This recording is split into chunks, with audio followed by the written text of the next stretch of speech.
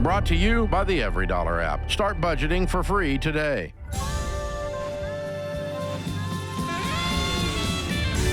Normal is broke and common sense is weird. So we're here to help you transform your life.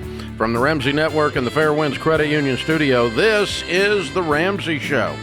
Thanks for joining us. I'm Dave Ramsey, your host. Rachel Cruze, Ramsey personality, #1 best-selling author, co-host of Smart Money Happy Hour. My daughter, she's my co-host today. Open phones at 888-825-5225. Sadie is in Vancouver. Hi, Sadie. How are you? Good. How are you? Better than I deserve. How can we help? So I have a bit of an odd question. I'm wondering if I should open up a secret bank account without my husband knowing in case of an emergency.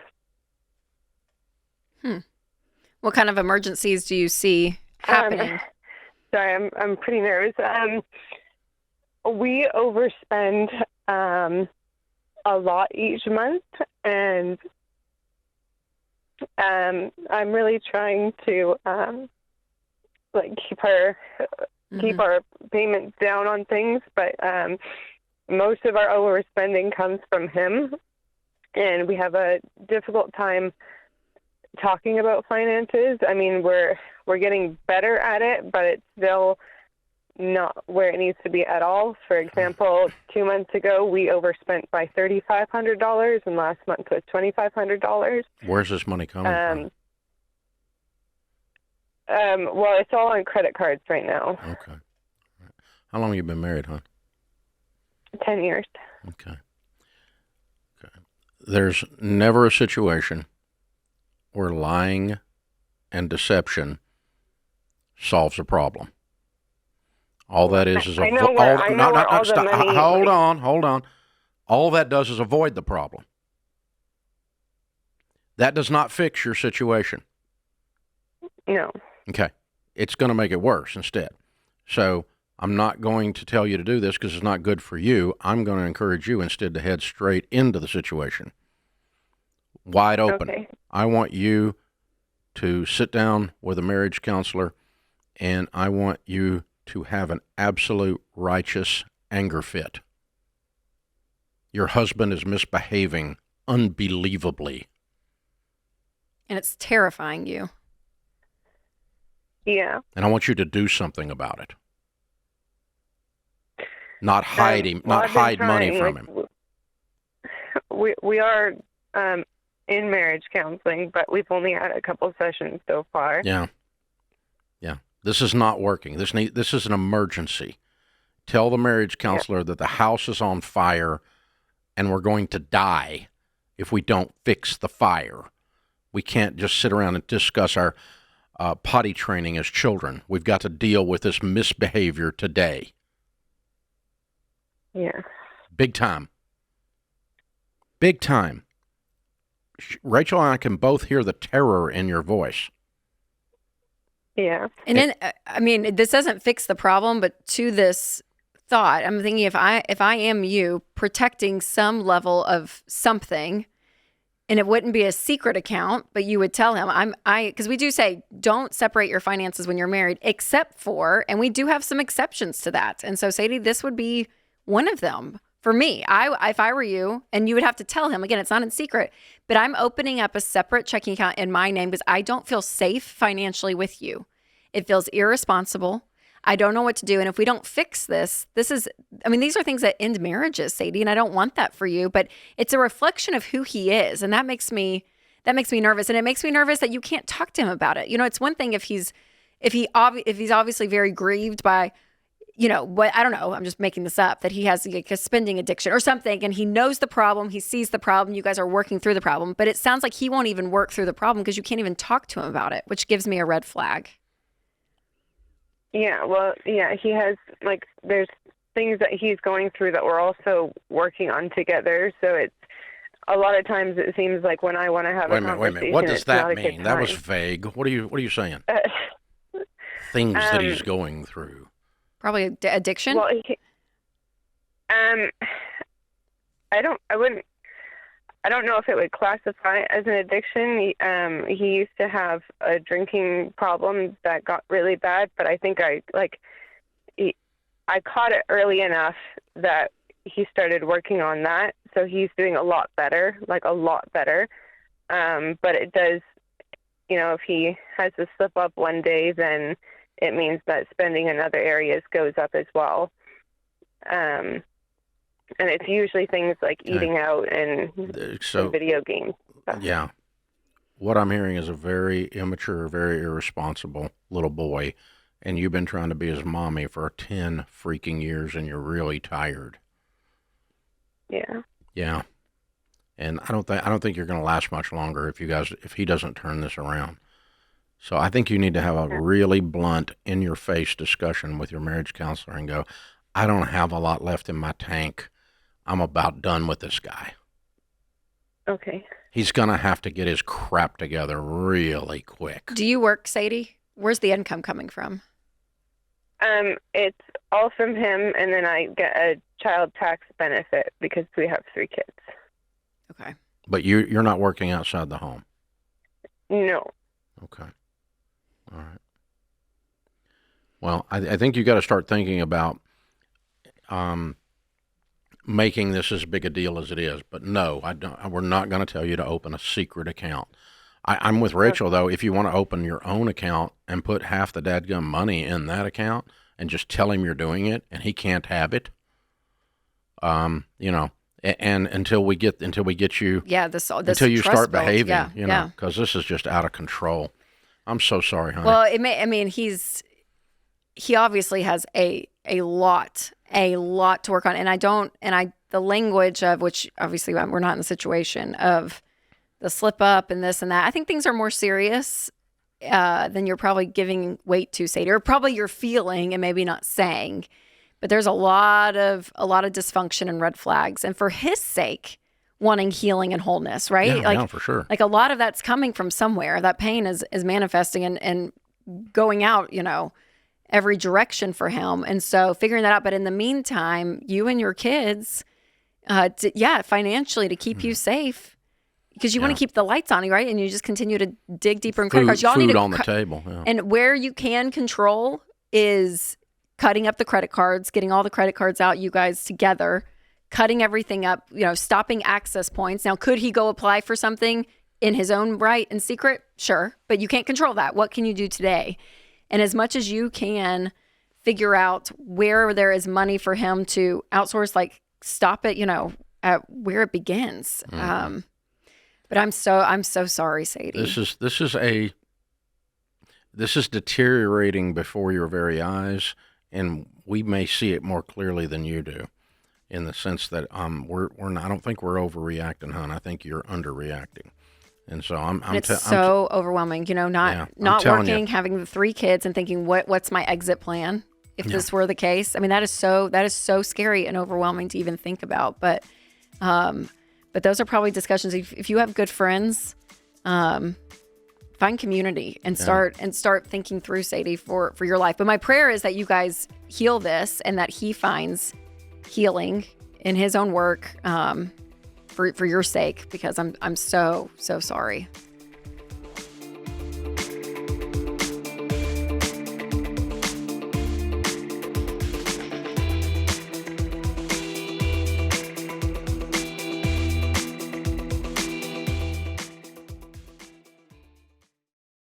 One of the first things I discovered working in the financial world is how absolutely devastating it is when the breadwinner of a family dies and there's too little life insurance or none at all. Grieving families are suddenly left behind, scrambling to pay bills and trying to make ends meet. I also discovered that there are a lot of rip-offs in the life insurance world, like that whole life crap posing as an investment opportunity. What you need is level term life insurance, usually 10 to 12 times your income, which is the smartest, most affordable way to protect your family. The key is finding an independent broker who represents a ton of companies and works for you, not for the insurance company. This is exactly what my friend Jeff Zander and his team at Zander Insurance are all about. They shop the term life companies to find you the best options, and they've been around for over 95 years. So they'll be there when you need them. Zander is the real deal, and that's why they've handled all my personal insurance for over 25 years. I trust them, and you can too. Visit Xander.com for instant online quotes, or for a more personal touch, give them a call at 800-356-4282.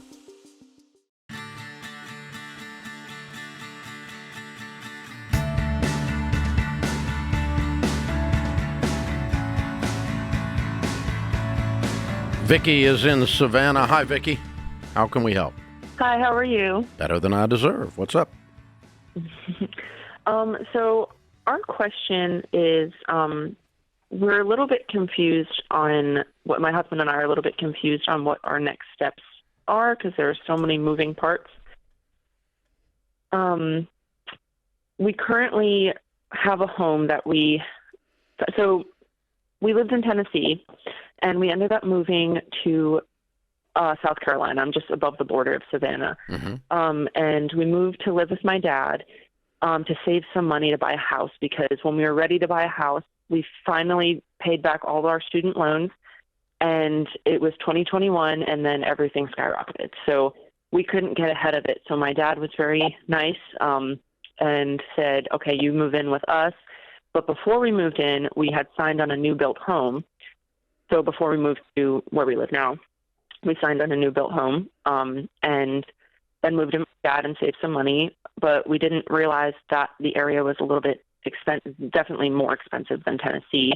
But, you know, we were great. We could save the money. And during that time, my dad had a mini stroke. So we needed to stay, and we have to see him because he's not married or anything like that. And he's the only person we have for the kids. My husband's family's in a different country, things like that. So we then moved into our house now, which was $453 at the time, and we ended up putting $67,000 down. That's the only thing we could save. But when we signed, it took about a year to build, and when we closed, it ended up closing at 8% interest, which was the highest interest rate.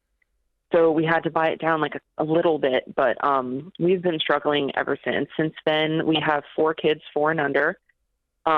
All of them are developmentally delayed, and they all have so many services. 2 of them are already on the spectrum. And then our current mortgage is $373 at 7% interest. My husband makes $132. I have a 3-month-old baby, and I was supposed to be a stay-at-home mom, but I went back to work. And my husband works 3 jobs right now. He's a data analyst, and he works. He's a tennis coach on weekends, and he works Kroger at night to try to get some grocery bills down. We're not sure what to do. We know we have to sell the house, and we've tried selling the house twice already, and it's not selling. I was pregnant with my 3rd at the time, and then I got too far along. And had to take it off, and then I was pregnant with my 4th, and it was on for 4 or 5 months, and I got too far along, had to take it off. And we're not sure what to do. And now we're having an issue where, you know, behind us is unincorporated land, and they're shooting their guns into our neighborhood, and it finally hit a fence and a house, and it's been on the news already. And we can't let our 4 children out in the front, because when we bought the house, it was the beginning of the neighborhood, and now that they've built in the neighborhood, it's a main road, so every time we're out there, one of them gets hit, and obviously I said they're on the spectrum, so I can't really tell them to like, it's difficult to teach them. So, I mean, they're learning, they're there, you know, but we're really on it. And we're not quite sure what to do, because the homes for rent here are, you know, renting is just throwing money away. We know that. We know that we can only afford like a $300,000, but that doesn't exist here. And the closest we got was a $360,000. Stop. I'm sorry. It's okay. All right. So what you're starting to do is you're starting to use language that says there's no way out, and that's simply not true. Okay. Mm-hmm. You can't make a statement about South Carolina and Savannah, Georgia area that says there's no $300,000 houses. That's not a true statement. Mm-hmm. There might not be one you want to live in, but there are $300,000 houses. And yeah, we have looked at some. Yeah, like, so you have to wait a minute. You have to sell this house and you have to remain not pregnant long enough to sell this house. Mm-hmm. You can't have any more kids. You got to get out of this house. Yeah. Okay. 2 times you tried to sell the house and you were pregnant. And that's what stopped it in your story, if I heard your story right. Okay. Yeah. And so we're going to have to start planning making some very clear decisions. And you've got a lot of, like you said, a lot of variables. There's a lot of things coming at you that are draining the gas out of your tank, the fuel out of your tank. You have your hands full, kiddo. I mean, what you described, in a perfect world, if all the finances were in really good shape, with the kids situation you've got, with you working on spectrum stuff and you're working on small babies and everything else, you are absolutely overwhelmed just with that. A normal human would be. Okay? And then let's go ahead and have a few bullet rounds come past your house. That always helps, you know. And then let's add to that the fact that this whole financial stress thing is a mess and it's a mistake and you know you shouldn't have done it and you feel bad about doing it every time you think about it. And so you pile these things upon these things and pile these things and pile these things, and then the situation just becomes, your brain starts to tell you that you can't get out, that you're stuck, and it's wrong. You can get out. So we're going to put the house on the market tomorrow. Get on the web, jump on Ramsey Solutions, find a Ramsey trusted real estate agent, and put a sign in the yard tomorrow. Yeah. Now. Okay. We've been looking at homes on the outskirts. Okay. But the homes on the outskirts, for lack of a better term, are like the ghetto. Like the schools don't offer the services that all of my children need, and if we move anywhere else, there's wait lists. There is no scenario that you can stay in this house and have a good life. No, yeah, we're like so we have to solve. Between, like, we have to solve. For the kids? We have to solve for it, not find reasons it can't be done. Okay. Yeah. You haven't found the solution yet. I understand that, but that doesn't mean there's not one out there. Yeah. We thought of a solution. They're still building in our neighborhood currently, and we thought about selling this house, but putting money down on a new build in the back of the community. But those are still, I mean, the cheapest one we found was $465. You can't afford to live there. Yeah. It's killing you. Why would you sign up for more pain? Okay. You can't live in that neighborhood. You can't afford it. You need to move to something that you can afford and get your life back. Because, listen, if your payments were under control, your husband wasn't working 6 jobs, you weren't trying to pick up a job, and all you had to deal with was your children, the situation with your children, that's more than anybody ought to have to say grace over without all the other stuff. You've got to get some of these things off your plate. This is not a sustainable situation. You're going to blow up. And I think the hard thing is trying to make everything work. You can't make everything work. So that's it. So I think there's a level of, I mean, it's kind of almost like grief of like, wow, I really thought this from a location, a school, like X, Y, and Z was going to look like this, and realizing it can't look like this. And so in order for us to get margin and peace, it's probably going to mean, maybe a move financially that is way better. Maybe the schools aren't as great, but most public schools have the ability, I mean, depending on the county, of helping. And your kids are small. I mean, they're not even really in elementary school, if I heard you right. They're probably like two of them are very young. Yeah. So if anything, I would just want that stability of margin and being able for your husband to quit one of the jobs, right? And I mean, finding that again, but that's the housing situation and the location. But the physical attributes of the house you're in do not make a home. The location of the house you're in doesn't make a home. You and your husband, as a couple, make a home for those kids. And, most everyone listening to you calling in right now lived in a home that was a lot worse than you're living in now when we were growing up. Almost everyone listening. Me especially.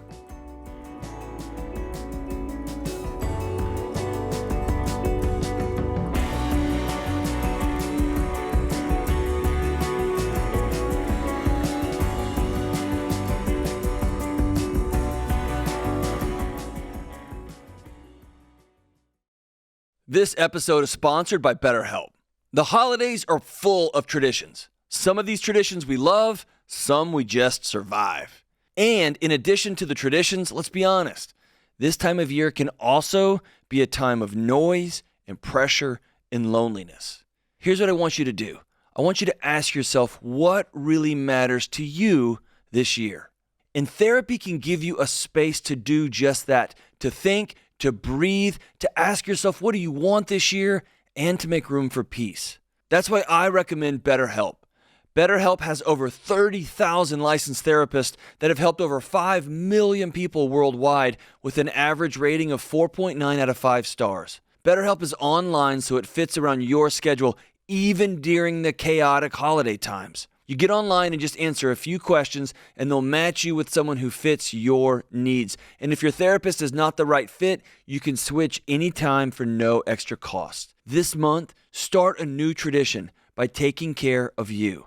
Visit BetterHelp.com/Ramsey to get 10% off your first month. That's BetterHelp, HELP.com/Ramsey.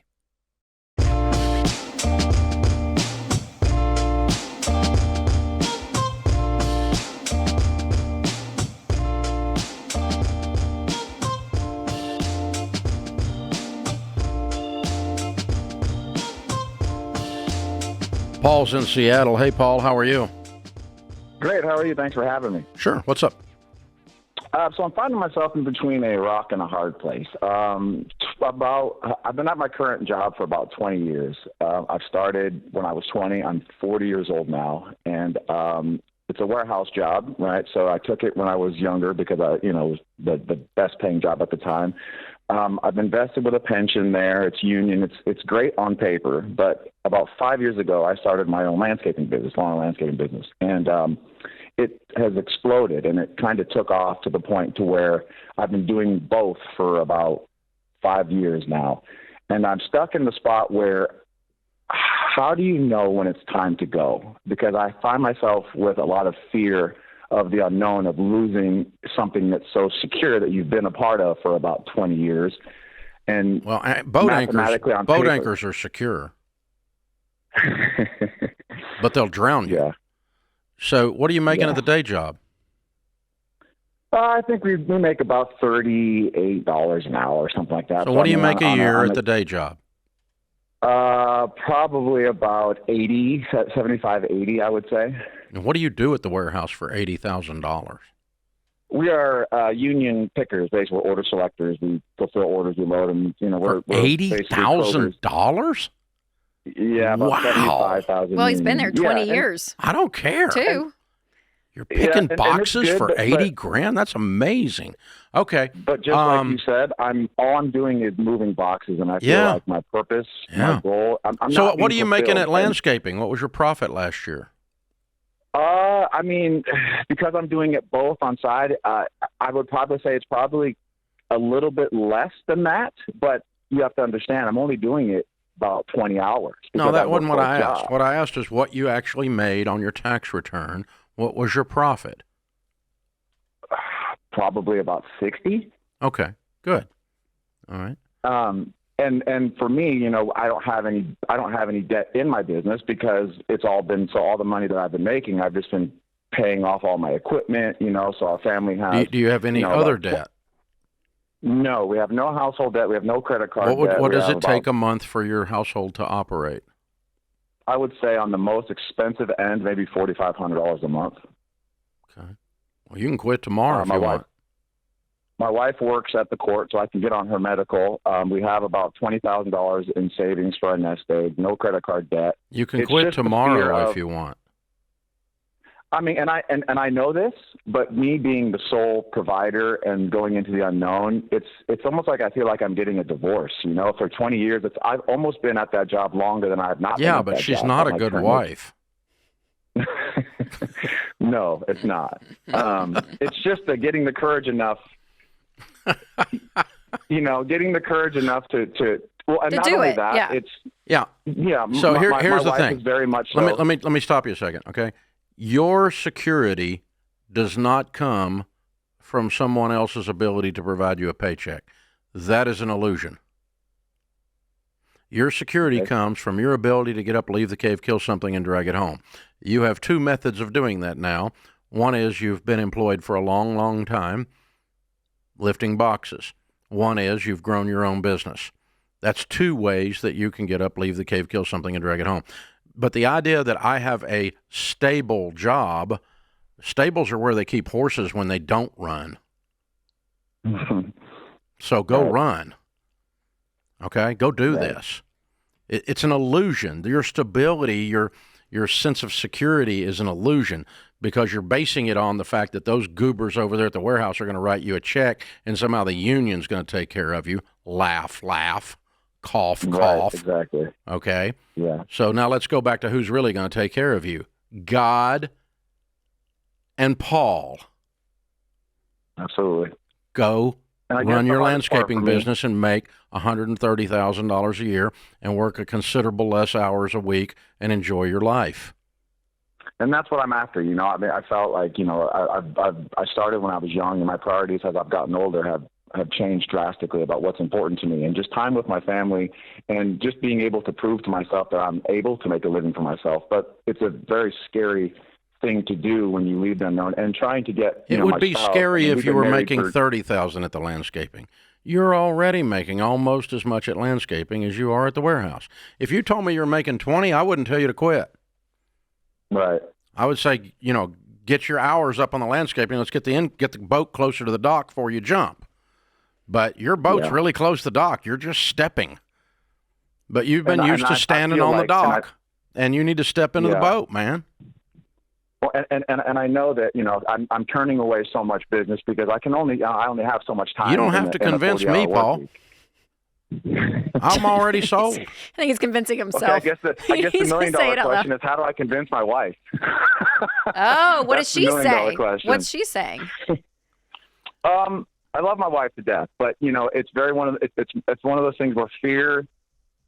She is very much so afraid of change, and this is a very big change because we've come so listen, far. no one's afraid of change when change is for the better. They're only afraid of change if they don't think it's going to work. If you get a brand new nice car and it's better than the old one, no one says I'm afraid of change. Right. They only fear change as if they think it's going to be worse. Mm-hmm. That's the only time people fear change. That's a misnomer. It's not true. So we love change when it's for the better. All of us do. So, I love change. And so all we've got to do is she's got to get her head around where money comes from, and it doesn't come from a, quote, stable job. It comes from your ability to go into the marketplace and earn money. And, dude, at any minute you could go get a job like the one you've got again if this whole thing falls apart. Whoop-de-doopty. Yeah. But I promise you it's not going to fall apart. I promise you. You got 5-year track record. You're talking to a guy who our company consults 10,000 small businesses. We coach a lot of small businesses. I would tell you the truth. You know I would. If this idea sucked, I would tell you it sucked. Yeah. It doesn't suck. Yeah. This will work. And being in Seattle, the Evergreen State, you know, it was just one of those things that I really enjoyed it. You know, I did it as a side hustle because, you know, we were just looking for more income, and it just exploded into something Paul, I could have I'm never already imagined. sold. I'm already sold. You don't have to sell me. You just got to talk to her about it. And the bottom line is you're going to be just fine. You're going to be just fine. Yeah, how much does she make, Paul? She probably about as much as me. I mean, I would say she's probably in the 70. You know, so y'all are making. So you're going to have a $150,000 household income almost immediately. And double of what you guys need to run your household, too. Yeah, you're making a lot. And you've done really good with your finances. You're not in debt. You got an emergency fund. Everything about this is stable. Hey, man, go do it. This is the time. Fly and be free. Please quit that awful job. Please. I know, and he said he's the sole provider. Have you ever heard? She's He's working. not. He's not the sole provider. That's it. So she's. I mean, guys out there in America, if you've ever heard the term golden handcuffs, you just witnessed it. You've just heard the discussion. This is golden handcuffs, and it's a fallacy. So my favorite story on this is my grandpa lost a business in the Great Depression, and he got a job at Alcoa Aluminum in the accounting department. He worked there 38 years because it was stable, because it was a good job. because he was scared and he didn't have. Yeah, you he got had an some income after the depression. You're good. Yeah. He was happy to have a job and grateful to have a job, and my grandma was the same way, and he worked there until he retired. And he was a wonderful man. He was a wonderful man. So I printed the Financial Peace book and went out on my own after we went broke, and we're trying to get the Financial Peace book sold. And the publisher sent me an email one day that said we just sold our 1 millionth copy of Financial Peace. Then my phone rang, and it was my grandmother, and she said, I was praying for you this morning. I think you need to get a job.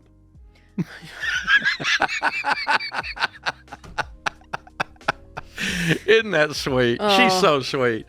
It was like, sweet. you're not Dave is not working. It's writing books. Well, I'm just Talking worried on the about radio. you. I mean, you're self-employed, and it's not stable. Go get him, Paul.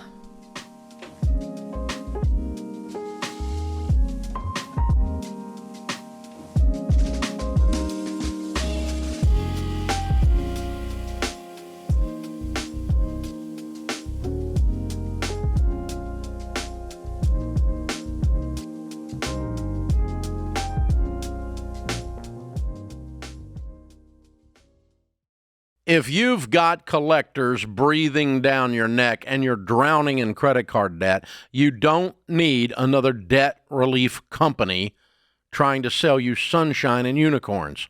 You need real help. And Guardian Litigation Group is the real deal. They're not a call center. They're actual attorneys. That means when a creditor tries to sue you, they can step into the courtroom and fight back. Now listen, debt settlement isn't pretty. It's not a magic wand, and I'd prefer you get out of debt the old-fashioned way. But if you're staring down bankruptcy and you've got no other way out, Guardian gives you a path to clean up the mess without paying a dime up front. Guardian's attorneys have helped over 55,000 people across the nation settle over $600 million of debt. So if you're ready to take back control of your life and stop cringing every time the phone rings, go to guardianlit.com/Ramsey. That's guardianlit.com/Ramsey. Paid endorsement, attorney advertising, Guardian Litigation Group, LLP. Not available in Minnesota and Oregon. Results vary and no specific outcome is guaranteed. Debt settlement may negatively affect credit and not all creditors will negotiate or settle. Savings vary and may be taxable. Please review our website terms for more information.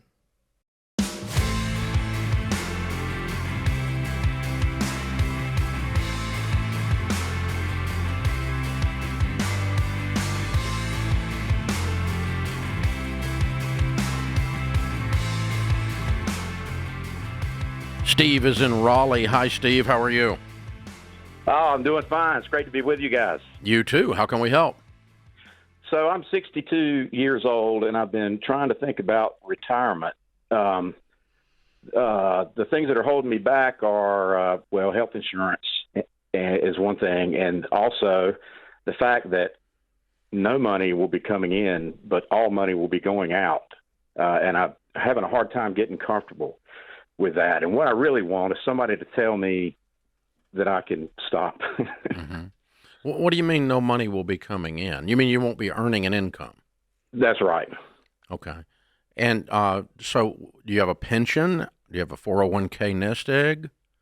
Yeah. I've got 401ks and IRAs and all that stuff. Okay. No pension? No pension. How much is in all those accounts? 3.5 million. Okay. All right. Well, if no money's coming in, it's just because you're not taking any of it is all. Okay. Because let's just be, what do you make a year? 175. Okay. Way to go, man. I'm proud of you. Well done, Steve. I assume you started with nothing and became a multimillionaire. Yep. I'm very proud of you. Yep. That's amazing. All me. American dream is not dead. Gentlemen, ladies and gentlemen, meet Steve. So now, so you understand that 3.5 invested in good growth stock mutual funds, if it averaged 10%, would be $350K. Yeah. Income that it produces without touching the nest egg.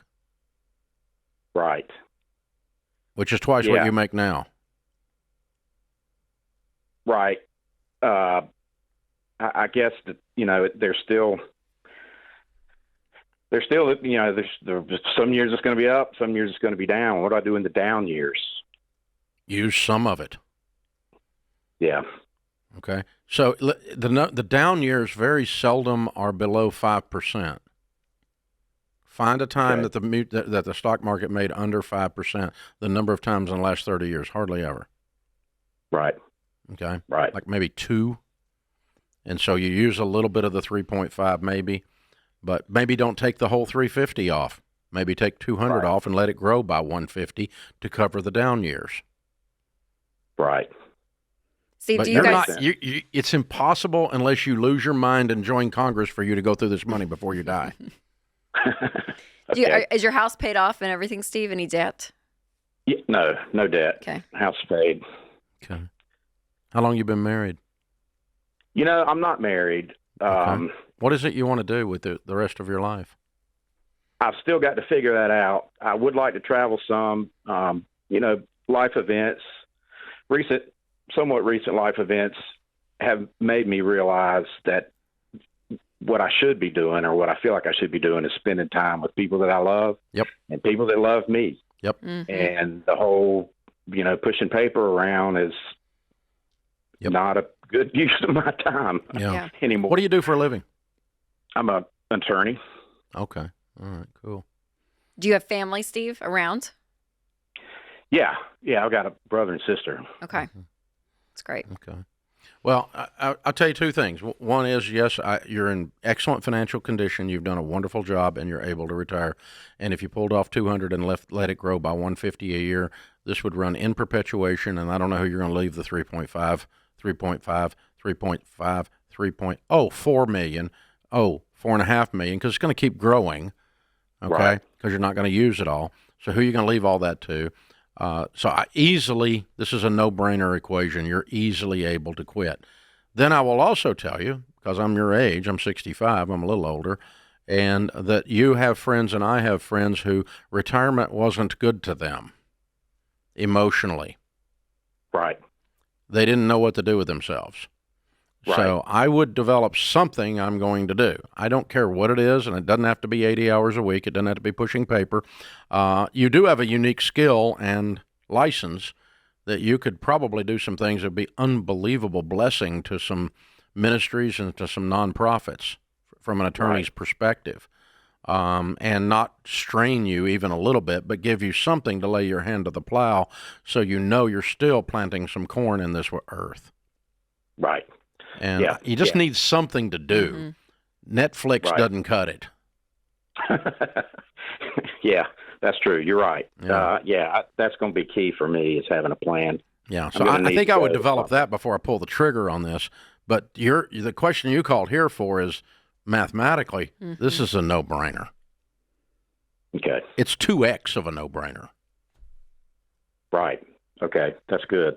Yeah. You're in great shape. Sit down with your financial coach or your financial advisor and talk about how you can draw $200K off of this and make sure it's invested in something that's averaging what the market's averaging, and you'll be just fine. Mm-hmm. And well done, Steve. Yeah, man, that's amazing. It's amazing.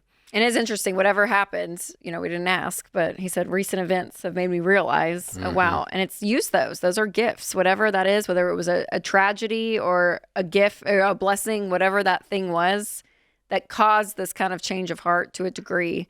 Listen to that. I mean, there's something in that for you. Yeah. It's, it's very smart to do that. And you ought to be doing that at all ages as you go along. But also when you have these certain appointments, God appointments that come across your path, you need to listen to them. You're right, Rachel. Very good. Jeffson, wait a minute, before we do that, you ever feel like you're doing everything right with your money, but you're not getting anywhere? You're not, Steve? Well, maybe you made changes and had a few wins, but it's still not working. Well, this is exactly what Jade Washaw's new book, What No One Tells You About Money, is all about. This is a Ramsey book that takes an honest, in-depth look at the emotional side of money and gives you real tools and a path to become the hero in your own story. So you're going to have to fight through some emotional stuff as you fight through this money thing. whether you're broke and trying to get out of debt, or maybe you're on the other end where Steve is. All of these are emotional-based decisions, and Jade can really help with that. She is straight shooting, telling you the way it is. You can pre-order this book right now. It comes out 1st of January, but right now you can get it for $24.99, and you get over $100 in free bonus items. This is amazing. Our enhanced audio book on this thing is crazy good. You're going to get that. Early access to the ebook. You're going to get that. Instant access to an exclusive video with Jade called Your Financial Checkup. You're going to get that. And you get an exclusive 3-week online book club and live Q&A with Jade. You're going to get that. And I'm telling you, Jade will motivate you. She'll meet you where you are and help you get to the next level. Pre-order today at RamseySolutions.com/store. Rachel, Steve, and our caller before that trying to quit the warehouse job and go in business with yourself. It is amazing that when you are resilient, and people are talking a lot about resilience these days. That things have been pretty easy for a long time around America, and when things are hard, people don't know what to do because they don't know how to do hard stuff. And so, teach your kids to do hard stuff, boys and girls, and teach yourself to do hard stuff. Practice doing uncomfortable things, because these are the actions of people that win.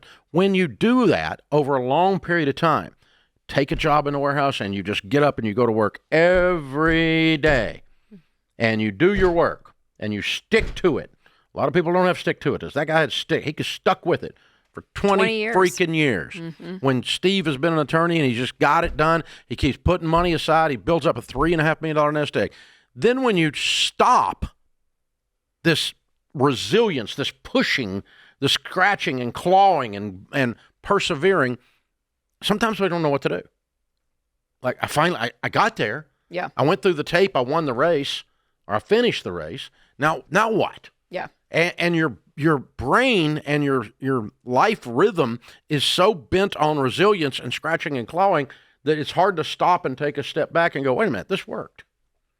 This landscaping thing's big enough. It's almost like the celebration of your hard work. To enjoy it, enjoy the fruits, right? It's like people that call in and they don't know how to spend money because they've been saving their whole life. Same idea, right? It's a different muscle. Yeah, but enjoy really the fruits of what you've done. You really have to make a conscious thing. We see that a lot these days. A conscious effort to say, if I've been busting it, to downshift and enjoy a little bit it's a different gear. It's a different gear, but it's a good gear.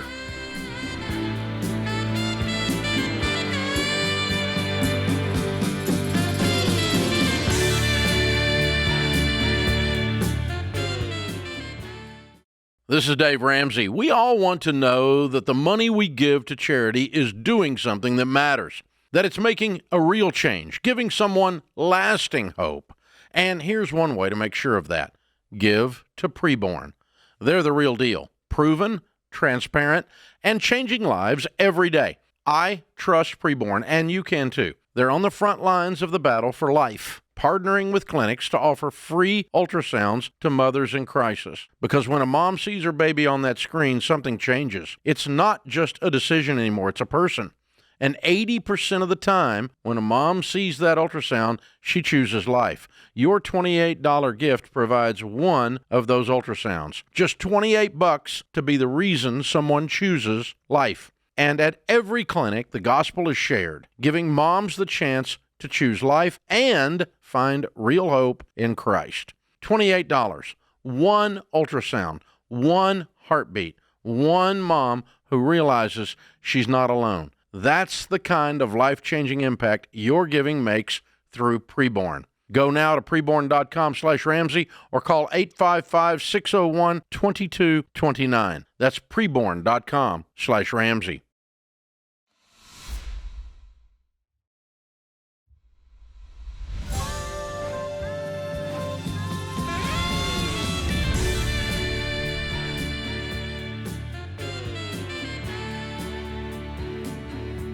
Welcome back to the Ramsey Show in the Fairwinds Credit Union studio. Rachel Cruze, Ramsey personality, #1 best-selling author, and my daughter is my co-host today. Open phones here at 888-825-5225. So, Rachel, I was on Fox a little bit earlier, and we're talking about affordability for housing and this people not being able to afford a house and the sense of depression about that and so forth. And so I've done a little bit of discussion and analysis on that, and I want to let you guys out there know a couple things that we're thinking and we're seeing around here. There's kind of two sides to the coin. Side one of the coin is what could be done, okay?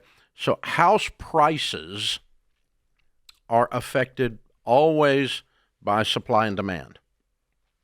And we have had an inventory shortage, more buyers than sellers, for about 20 years. We've had more buyers than sellers. And anytime you have a shortage of anything, the price goes up. Pretty simple economics, right? Whether it's a Nintendo or a Cabbage Patch doll or a house, when there's a shortage of something, the price goes up. Too many people chasing too few goods, kind of thing. So then we start thinking about, okay, what could you do to boost inventory? Well, there are a couple of things that have been happening that have been harming inventory pretty considerably. And this is actually one of the few times you'll hear Dave say that the government could actually do something about this, okay? One is we've got large REITs, real estate investment trusts, and American corporations and Chinese corporations buying thousands and thousands and thousands of single-family homes and taking them off the market and putting them up for rent. I mean, like 500,000 or 600,000 in the past few years. It's a lot. It's not just a few. So one thing you could do, and I'm really against limiting free enterprise, but when the basic use of a single-family home is for a family to get a toehold in the marketplace and to build wealth and to have a stable place to live, when that's being affected by foreign organizations and by out-of-control capitalism, then you got to put some limits on that. So some kind of a stoppage, stop that. Yeah. Another thing that's draining the market is Airbnbs. Tens of thousands of single-family homes, condos, co-ops, whatever, are off. They're bought by people at unrealistic prices only because they're turning them into a hotel. And they're making tons of money, and people are buying 8, 10, 20, 15 of them at a time. And that did not exist 20 years ago. Okay? And so some kind of a limitation, not necessarily a complete stopping of that, right, but limiting the number of units that go off the market so that a young couple getting married have a house to buy instead of it turning into an Airbnb because somebody bought it nothing down using some stupid TikTok guy's formula to buy it. Okay, so, some kind of limitation on that. But here's one. I was talking to Brian Buffini about this the other day. He's the top real estate coach. Oh, yeah. He's in this. He's really into this stuff. And he and I were having a discussion on the back porch about it. And he had such great ideas. He said, and I had not thought of this, I just thought it's brilliant. So it's been, I need to look it up when it was, but it's at least 20 years ago that the capital gains law on single-family homes was changed. And it was a big deal. It used to be that you got a tax break a little bit on your personal residence. And they changed it massively, whatever it was 20 years ago, and said, okay, married filing jointly, you can make up to $500,000. Single, you can make up to $250,000 tax-free on the growth of your capital home. gain on your personal residence if you own it 1 year or more. Okay? And that was a big breakthrough. Well, guess what? $500,000 isn't much anymore. And he said raising that to $1 million would take a bunch of boomers out of their home that would say, I would downsize, but I'm going to have to pay so stinking much tax that I'm not going to downsize. And see, if that level will sell, the next level sells to move up into that, and the next level below that moves up. You create a domino down the price points. And so giving $1 million exemption instead of a $500,000 exemption, and even do it on all small ownership. Yeah. So if you had 2 rentals and you want to dump them, and you can make up to $1 million, you dump those back into the inventory pool for that sweet young couple to have a place to buy. But they don't want to get rid of that rental because the amount of taxes. And there is no capital gains break on that except you're paying 15%, or if you make over $400,000, you pay 20%. Right. So you get hammered if you've got a house. Like I've got a bunch of houses. I probably got 15 houses. Most of our real estate's not houses, but I got 15 or 20. And I would dump those stupid things because I got a lot of gain in them. Mm-hmm. But I'm not going to give the government a bunch of money. So I'm going to have to do some kind of 1031, roll them, and I'll get them back out of the market and turn them into commercial property. But most people won't do that. I actually know how to do it. Your husband and I will be doing that together. So, but if you gave people a tax break on the rentals that they own and a tax up to $1 million, yeah, and on their personal residence, there'd be a bunch of houses going to market. Interesting, yeah. And that would stimulate this inventory. So if we could start dumping in, and he brought up one other thing that's really technical, but it's true. So when you do development, if you develop a subdivision, if you're a developer, you buy a piece of land and you put in a street and you put in the utilities and you go through all the stupid permitting and you put up with the stupid city and you go through all the stupid stuff about the trees and the stupid stuff about the creeks and all the stupid stuff you have to do to develop a subdivision, right? It's ridiculous, okay? When you finish with all that stupid stuff, all those expenses you can't expense. They have to be depreciated over a large number of years. So you could put $15 million in a sewer system for a subdivision, yeah, and you don't get to write off $15 million. You get to write off $1 million a year for 15 years or something like that. And if you up that. And he said if you just said they can expense it instead of depreciating it, that would stimulate developers to start building subdivisions, which would stimulate, and so you could do that, but that's giving the evil businessman a tax break. Oh my God, you liberals. But anyway, but this is how you get the thing started. Mm-hmm. You actually get tax breaks to people to cause them to do this stuff. Let me keep my money and I'll go do stuff. Yeah. That's what investors say. And that's what people say when they're selling their house. I'm not selling this house. I'm not giving the government all that money. It's my money. And if you say, okay, you could keep your money, it'll stimulate the stinking inventory. Yeah. The other side of the coin, though, and I've almost used up all my time here, and I'm not going to take 2 segments on this, is we're increasingly realizing that the 25 and 26-year-old in America has been screwed by the large banks and the car companies like never before, like no generation before.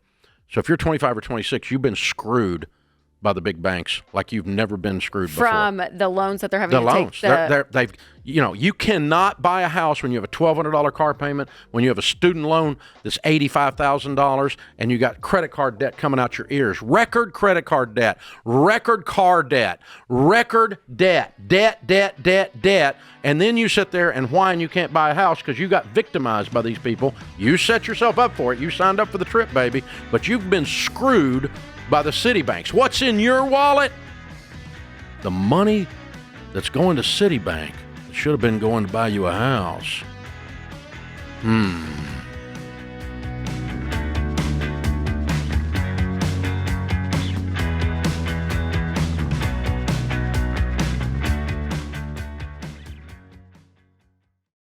Hey, y'all, I'm all about keeping your budget in check, especially during the holidays. And that's why I always start my grocery shopping during the holidays at Aldi. From fresh produce to holiday favorites and charcuterie boards for parties, Aldi has it all. And at prices that will help your family save big, up to $4,000 a year for a family of 4. So do what I do for my family. Shop at Aldi first to save on groceries without sacrificing quality or holiday joy. Find a store near you at aldi.us. That's ALDI.us. Savings based on regional analysis of Aldi versus select competitors. Prices may vary by location, product availability, and the market.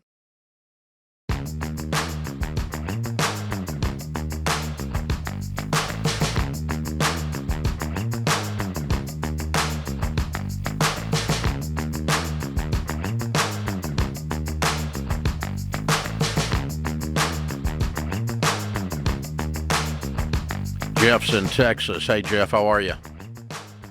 Good. How are y'all today? Better than we deserve. What's up? Hey, I'm trying to figure out what I should do with my house to move along with my debt snowball. I work out of town. I'm probably home in my house about 60 days a year. The rest of the time I'm in my camper. And so I'm trying to figure out if I should sell my house, rent it out to renters, or just keep it. You're single? Yeah. No, I'm married with 2 kids. They're in the camper? What are y'all doing in the camper? Is it travel? Is it work? Work. Yeah, I'm in the oil and gas industry, so I'm okay, always traveling for work. How much is the house worth?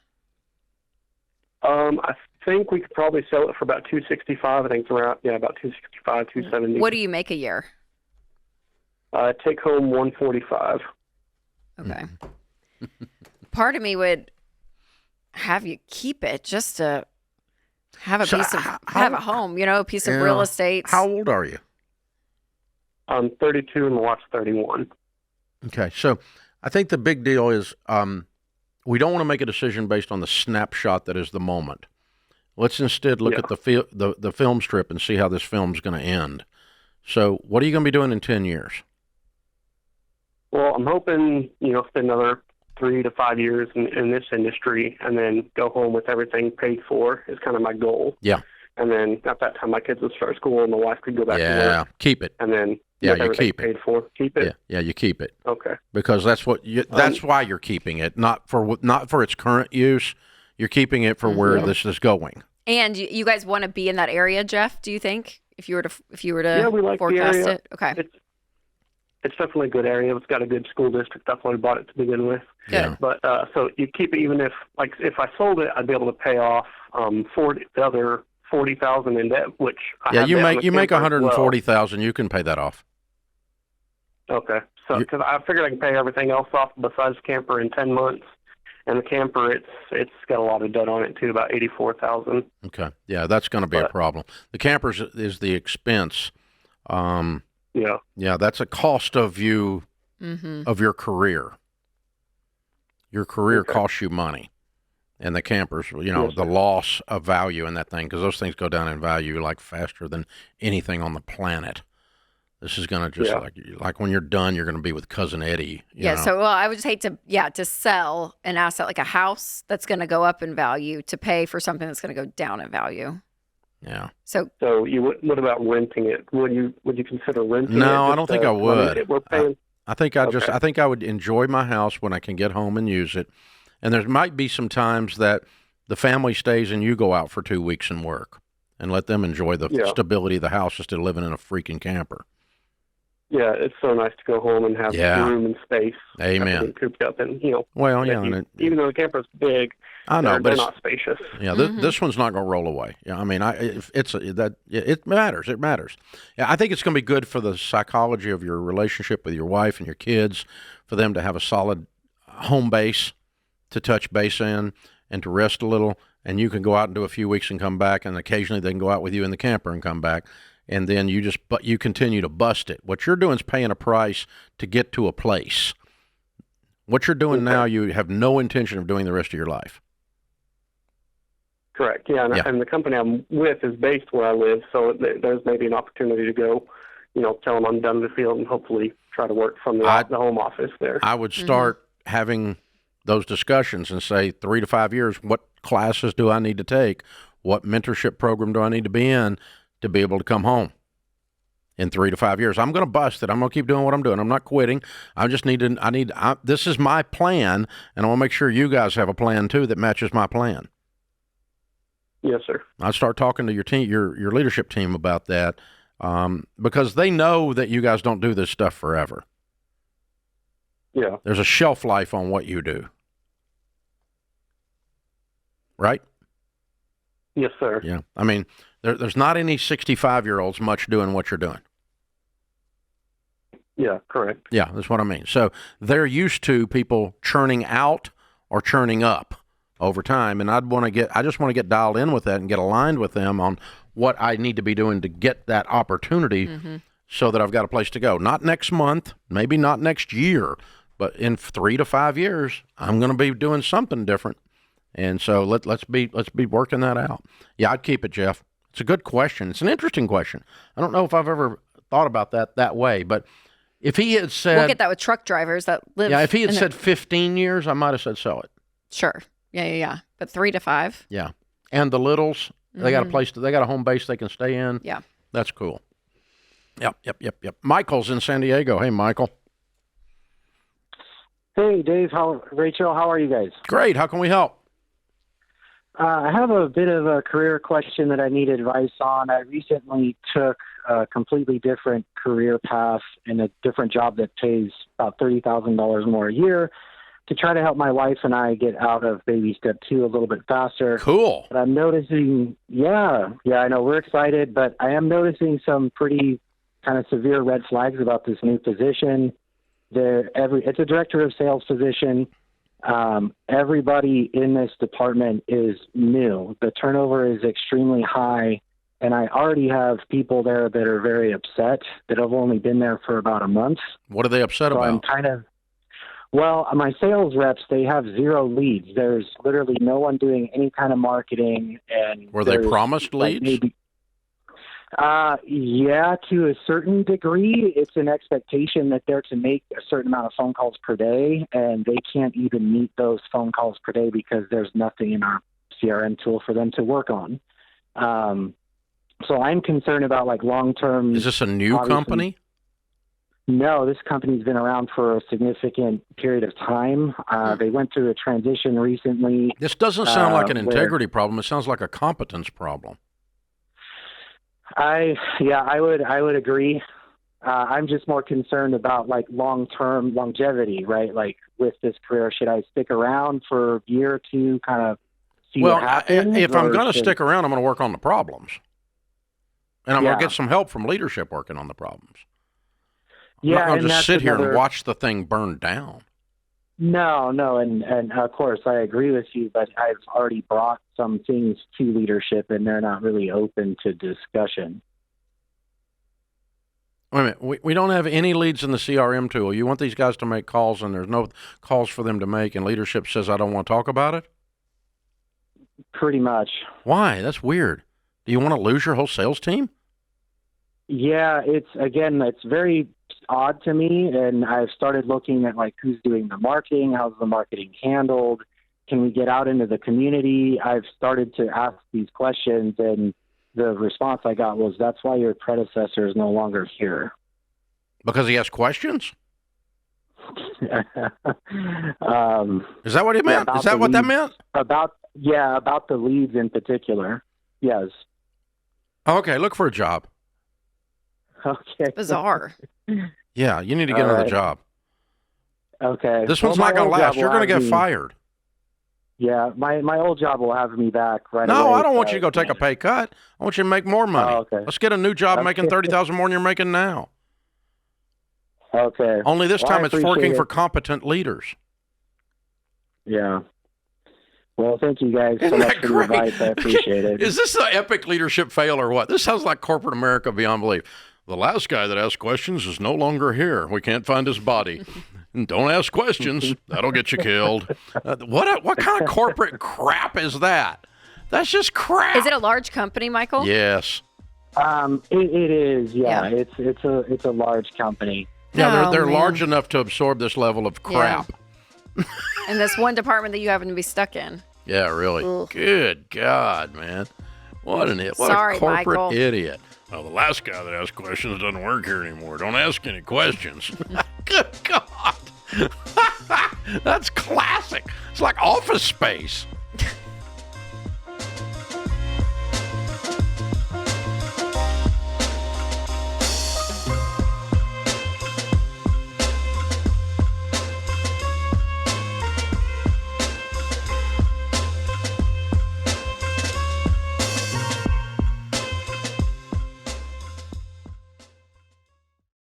The last thing you need this holiday season is more stuff collecting dust or tech that keeps you glued to screens and up too late.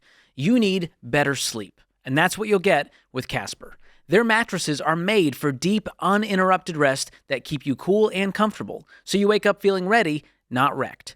Because rest is not a luxury, it's an investment, and the ROI is your well-being. So go to Casper.com/Ramsey and use promo code Ramsey for 25% off mattresses and 10% off everything else. You get free shipping too. That's Casper.com/Ramsey, promo code Ramsey. Exclusions apply.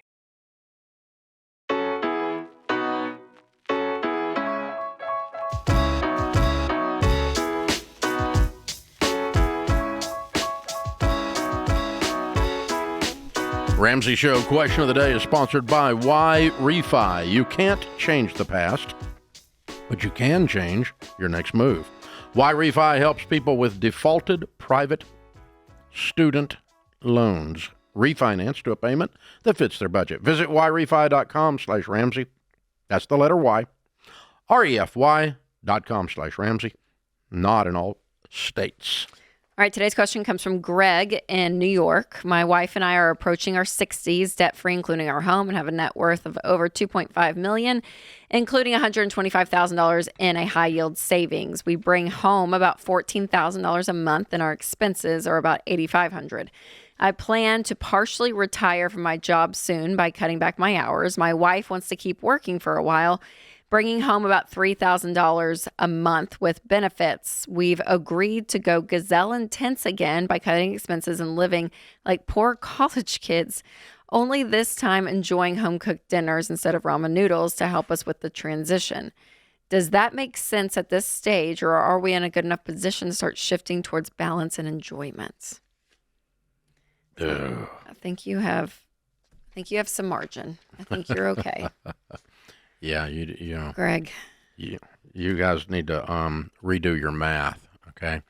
$2.5 million is the net worth, and so it's not the actual number. But if you invested $2.5 million in a decent growth stock mutual fund, you would make $250,000 a year, and then and not touch the $2.5 million. Okay, now all of that's not invested because some of this is the paid for home. Mm-hmm. It's part of the net worth, so that's not the real number. But the point is, you're not utilizing in this math the income off of the nest egg that you've so diligently built. And so start taking some income off of your nest egg that you've so diligently built. And you don't have to touch the nest egg, just take some of the income off of it. Have it invested decently in good mutual funds, and then whatever they make, throw that in the pot, and then $3,000 a month just becomes kind of cute that your wife is making. That's just kind of cute. It's unrealistic. So no, you do not need to act like college kids, and no, you don't need to go gazelle intense. No, you're just fine.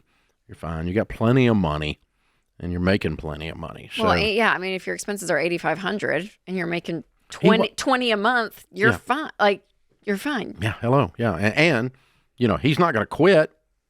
He said, we're bringing home 14. She's making 3. He's making 11. He's going to cut back his hours. They're probably still going to be at $8,500. Yeah, if not more. Income without touching the nest egg. That's right. Or without Even if taking the income half off the nest egg. So, yeah, you got plenty of room. You don't need to go gazelle intense. Yeah. You're fine. You have transitioned, sir, from the acquisition mode to the enjoyment mode. You've been building the nest egg. Now it's time for breakfast. Crack the nest egg and begin eating, sir.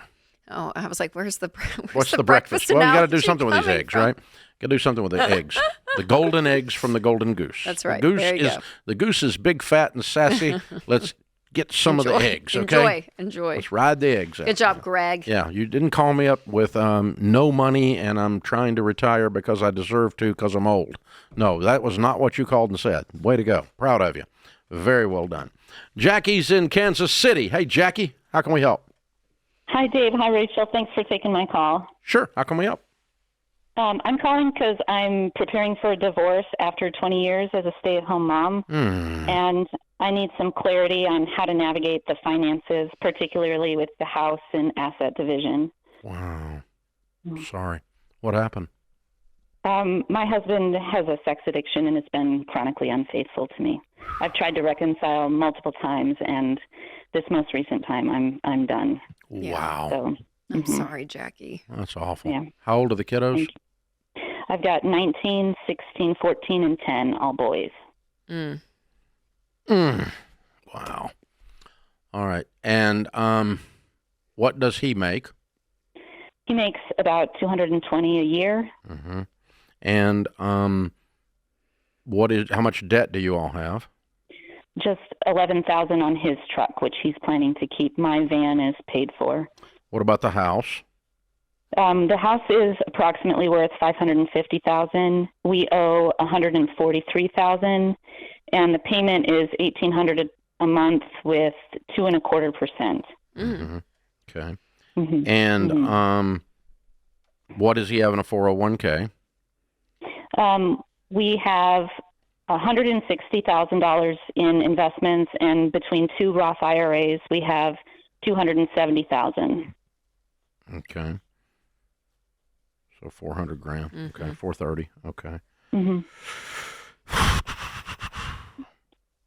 So my big question, Dave, is I don't have any income, so even assuming the mortgage would be difficult. I'm in grad school to become a counselor, and I don't have a sense of what alimony might be, but child support is around $1,800 to $2,000 a month, and so qualifying for a mortgage is going to be a how bit far tricky. before you finish your degree?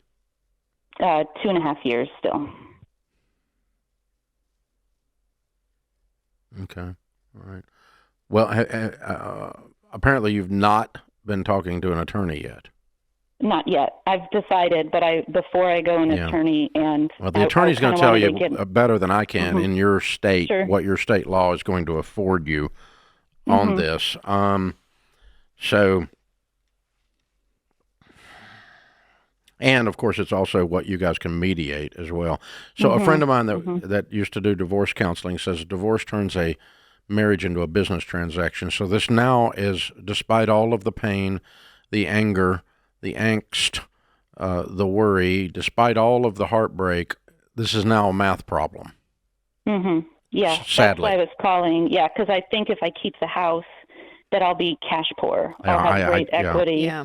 Yeah, if he took this other stuff and you took the equity in the house, that'd be close to an even swap. And then he pays child support and alimony. That would not be unusual, but I'm not going to recommend that. Okay.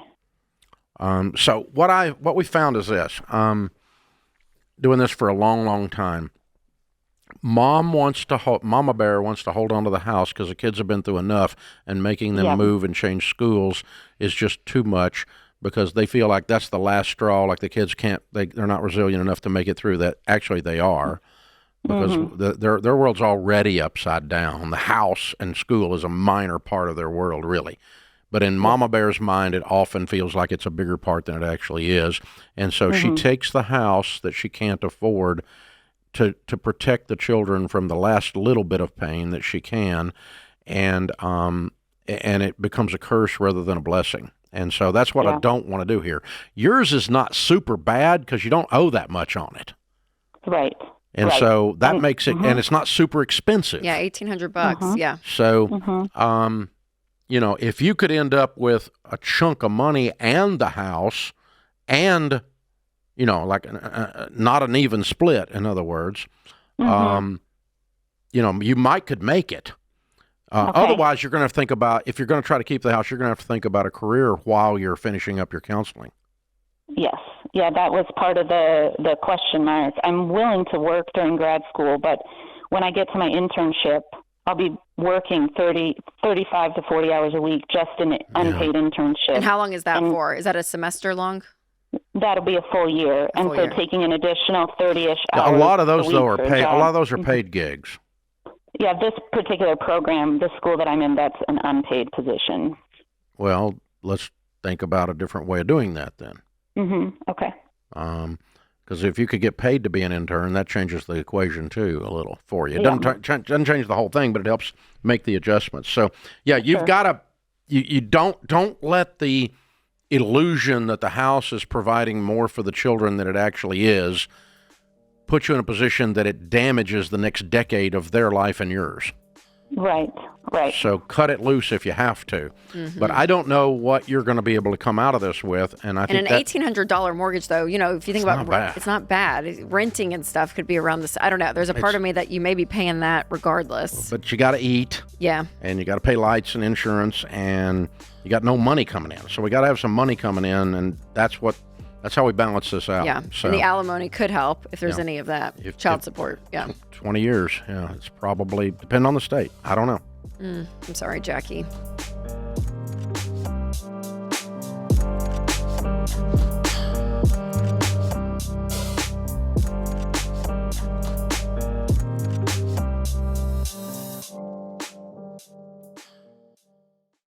I love entrepreneurs. Don't forget, guys, I started my company on a card table myself, so I know what it's like to have people counting on you.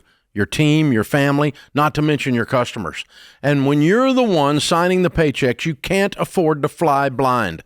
But I'll be honest, early on, one thing that nearly sunk us was wasting time with spreadsheets that didn't add up because business units didn't talk to each other. I finally told my team, just fix it. And they did. We got NetSuite. That was years ago, and we've never looked back. See, NetSuite isn't just for tech giants. It's built for growing businesses like yours. Over 43,000 businesses already run on NetSuite, including a lot that started just like you. And now, with built-in AI, NetSuite is helping them even more. It's one system connected to every part of your business for real-time insights, not guesswork. NetSuite AI flags inventory issues, cash flow risks, even supplier delays before they become problems. So you can trust the data, stop wasting time, and make the right decisions faster. Take a free product tour today at netsuite.com/Ramsey. That's netsuite.com/Ramsey.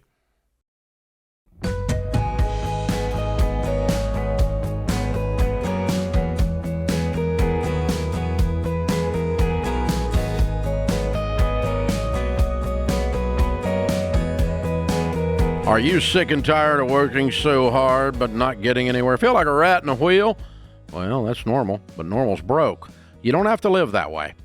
Our Every Dollar Budget app helps you find extra money every month and builds you a personalized plan to beat debt and build wealth.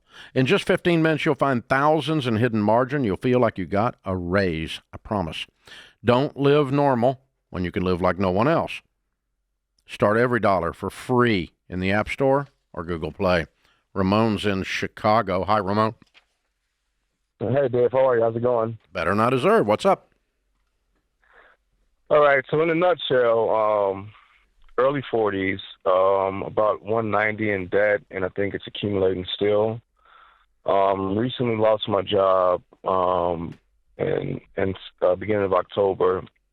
And, just trying to determine if, with this mountain of debt, if bankruptcy is the route as opposed to, going deeper in debt while waiting for additional forms of income. Why would you go into debt while waiting on additional forms of income? Why don't you just go get something to do right now, like it's Christmas time, lift boxes for FedEx and eat? Oh, 1,000%. If they were to call me tomorrow based off the application that was submitted last week, I would do it. But as it stands as today, there's no retail part-time temporary roles calling back at the moment. That's strange. Okay. What's the 190 in debt? What does it consist of? Yeah, so it's about 150 in student loans, about 20 in credit card debt, and about 30 from a personal loan. Okay. Got bad news for you. Yeah, student loans aren't bankruptable. So it would only, so 50 of that would only be wiped away in a bankruptcy. And that's not that, you can probably clear that up. Is that all that stuff, the 50 behind? Are you behind on all of it? Yes, I'm current, but still a little bit, the credit card usage was high. Mm-hmm. And so I did kind of take heed to some of the advice that I heard a while back on your show, which was to put, the higher end amounts on auto pay for minimal payments just to keep it active while trying to chop away at the smaller ones. And I was doing that for a while, but then I had a series of job losses. So prior to the job that was I was just laid off from in October. What were you laid off from in October? I was a fundraiser, so a director of development for a not-for-profit. Why were you laid off?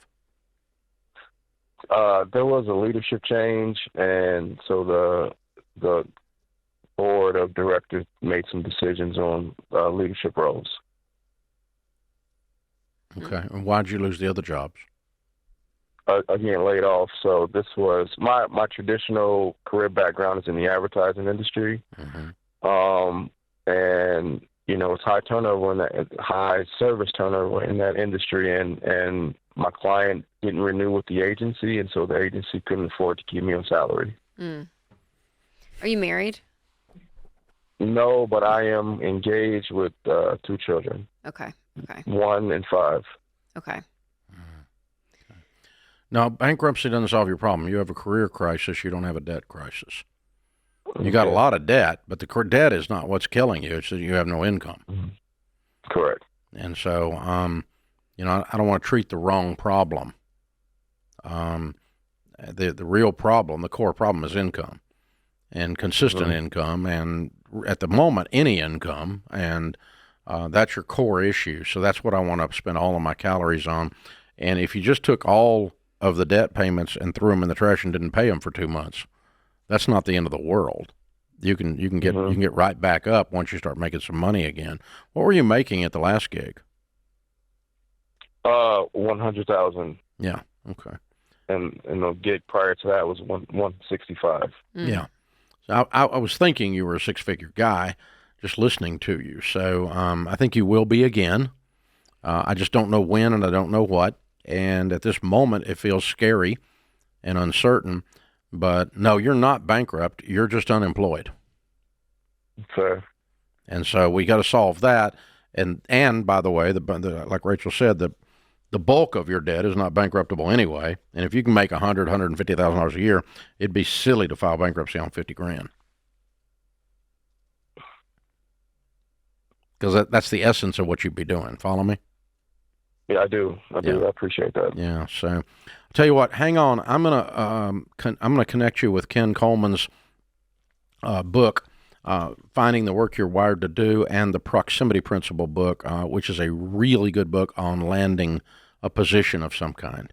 And the best thing you can do is what you've been trying to do. It sounds like legitimately, and I do believe you, is to land something immediately, just to get your hand to something instead of sitting and worrying. Yeah, and with the job market, even listening to Ken, just putting in applications online really isn't going far these days. So it is going in person, finding someone that works somewhere that knows an open position. Yep. So like there's some strategy, because it is the job market's tough these days. The retail side, I'm not sure, but when it comes to like a full on career, like what you're talking about, it takes more than just an application online or finding, a LinkedIn thing. Yeah. And I'm not even sure to get on with FedEx that just filling out the applications enough. I think I'm going to bother some people over there and try to get over to, I'm ready to start today. You ready to start? Let's go.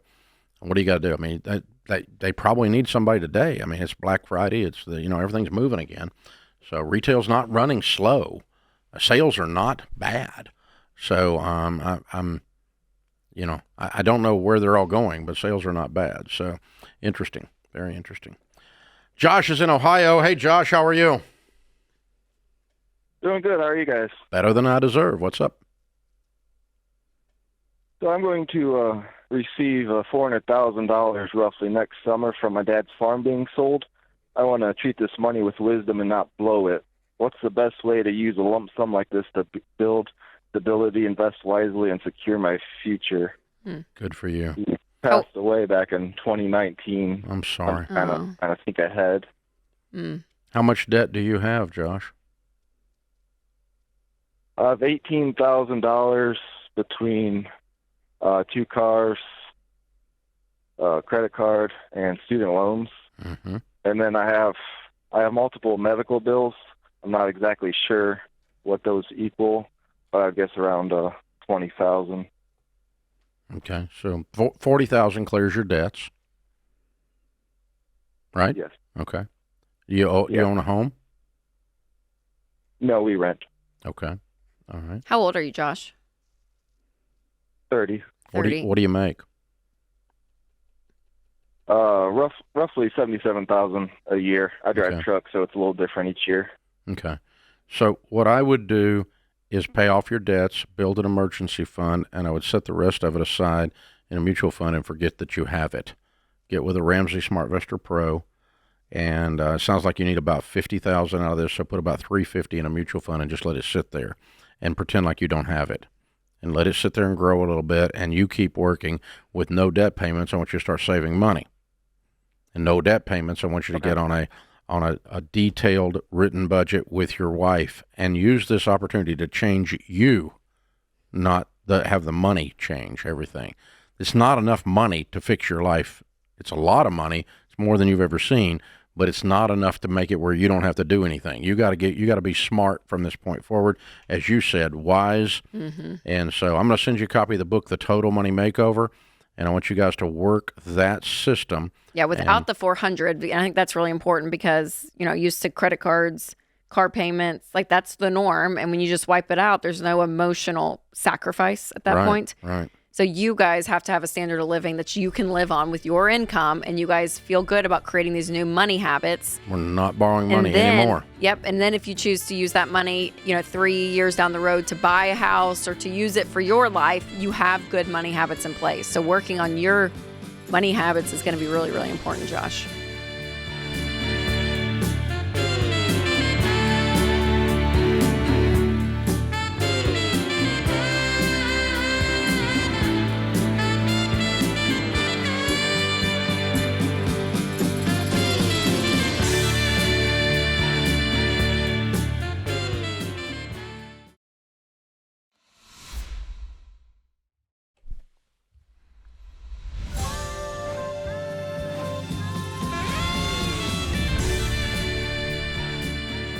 Welcome back to the Ramsey Show in the Fairwinds Credit Union studio. Rachel Cruze, #1 best-selling author, Ramsey personality. My daughter is my co-host.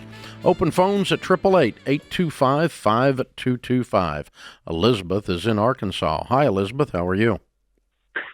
Hey, Dave and Rachel. Hey, what's up? Okay, so I am a newly single mother of 7 children, in the process of getting a divorce, and I do not make enough money to survive, and I need to know what to do next. My gosh, where are you guys in the divorce process? We have only just had one hearing about custody. Is he writing other than checks? That, it's still no. Why? I have not received a dime. Why? Because he doesn't think that he should. It's not up to him. It's up to your attorney to get off his butt and talk to the judge about sending the woman with 7 children some money. Yeah. Well, right now we're having the kids half and half. So I don't he gets care. Them a week, I get him a week. Yeah. He needs to be writing checks to you in any state. Yeah. Was your attorney a wuss or not smart? I'm beginning to wonder. But I don't have the funds to get anyone else at this point. So you need to pick up the phone and chew their ass. Yeah. Can you say that? I just said that. I got a lady with 7 children that's not getting supported by her deadbeat soon-to-be ex, and the attorney's sitting on their thumb. Can't think of anything that makes me madder than attorneys who sit on their thumbs. Yeah, and so currently I have $6,550 in student loans. That's what I was able to get that. I graduated this summer with an EMT license, and I got that so I could move out. Because How old are the kids? I had no access. How old are your children? 8 to 15, 2 sets of twins. When are you starting the EMT gig?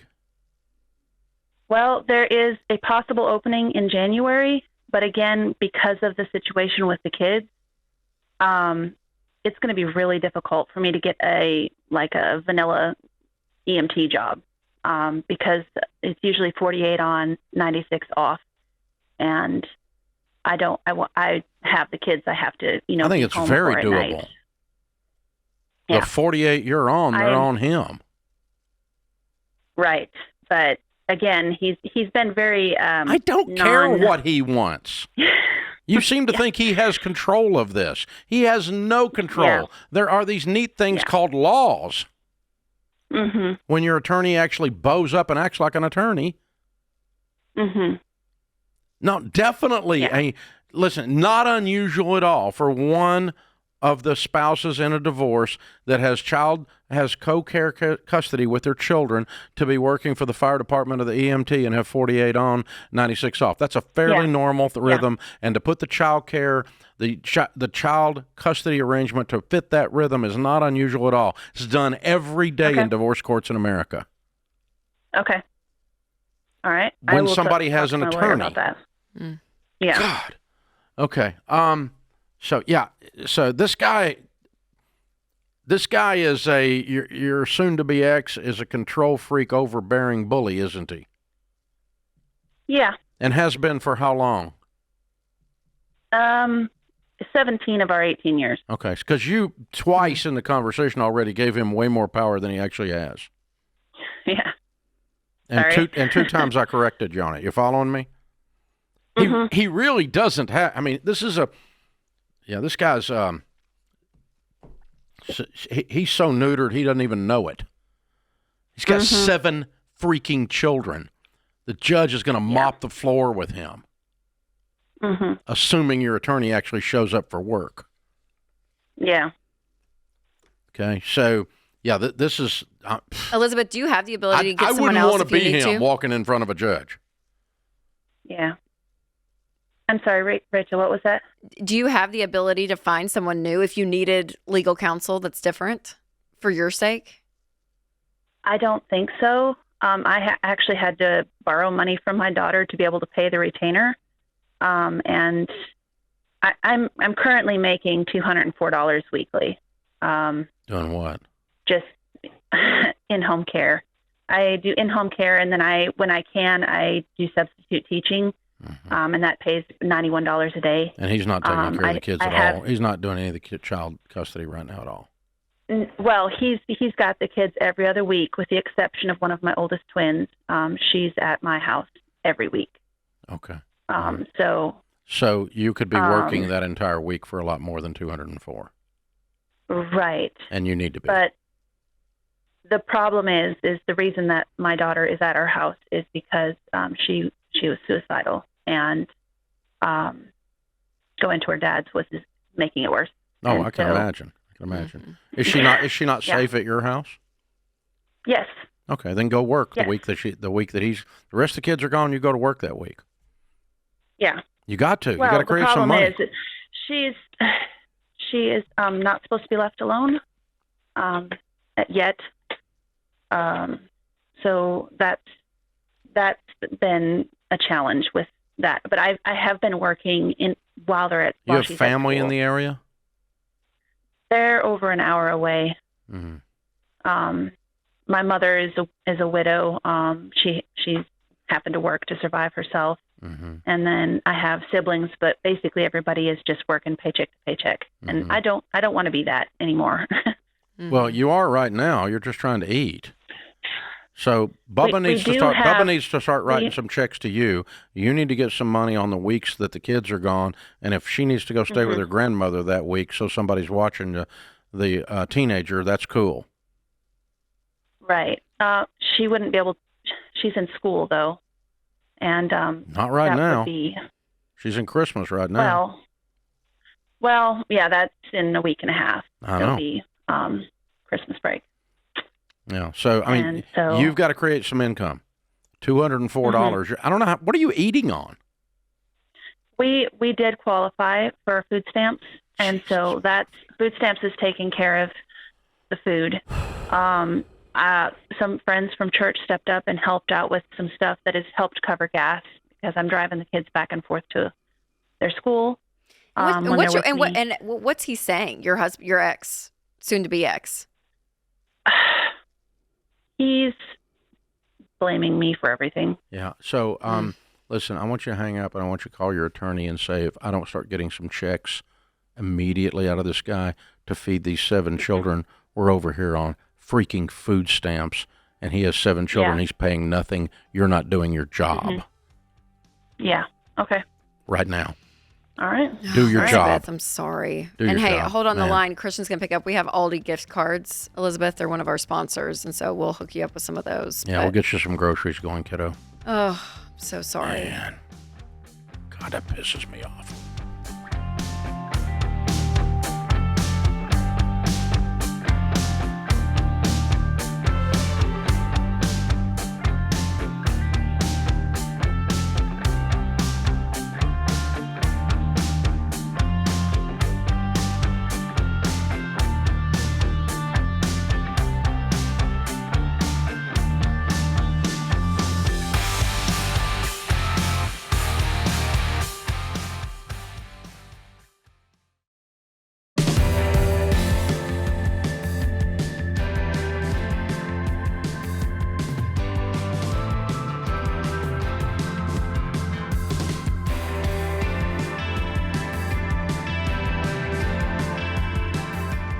Still don't understand this. We have Cyber Monday week.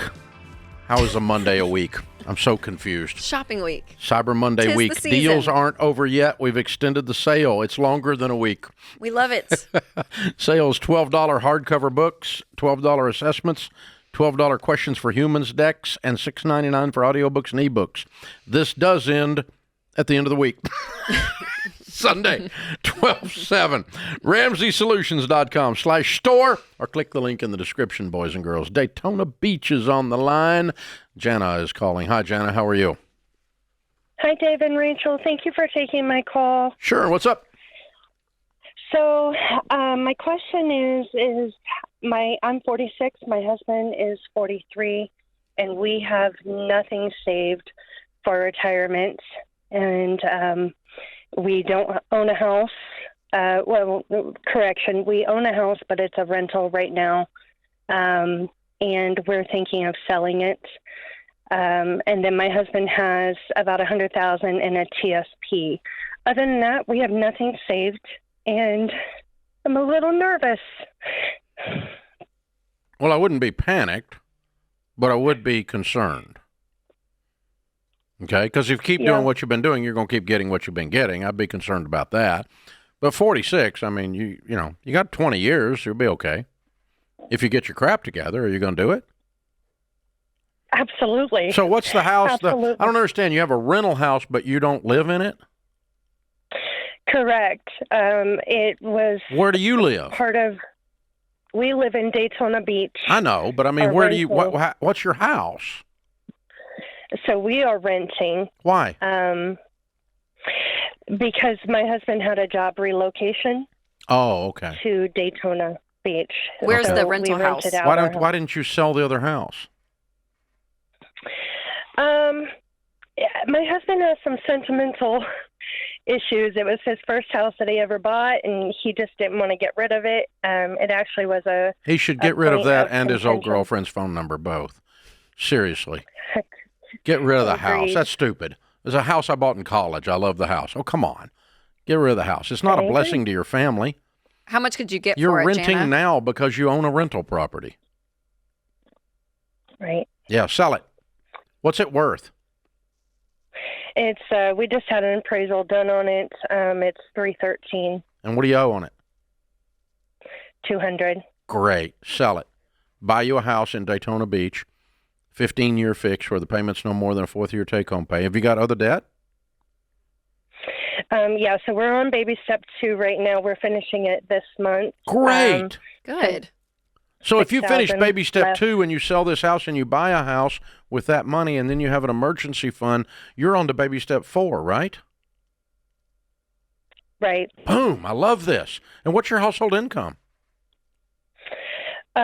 Together, well, my income kind of fluctuates a little bit. Yeah, but I mean, what do you it make a year? averages, What do y'all make a year?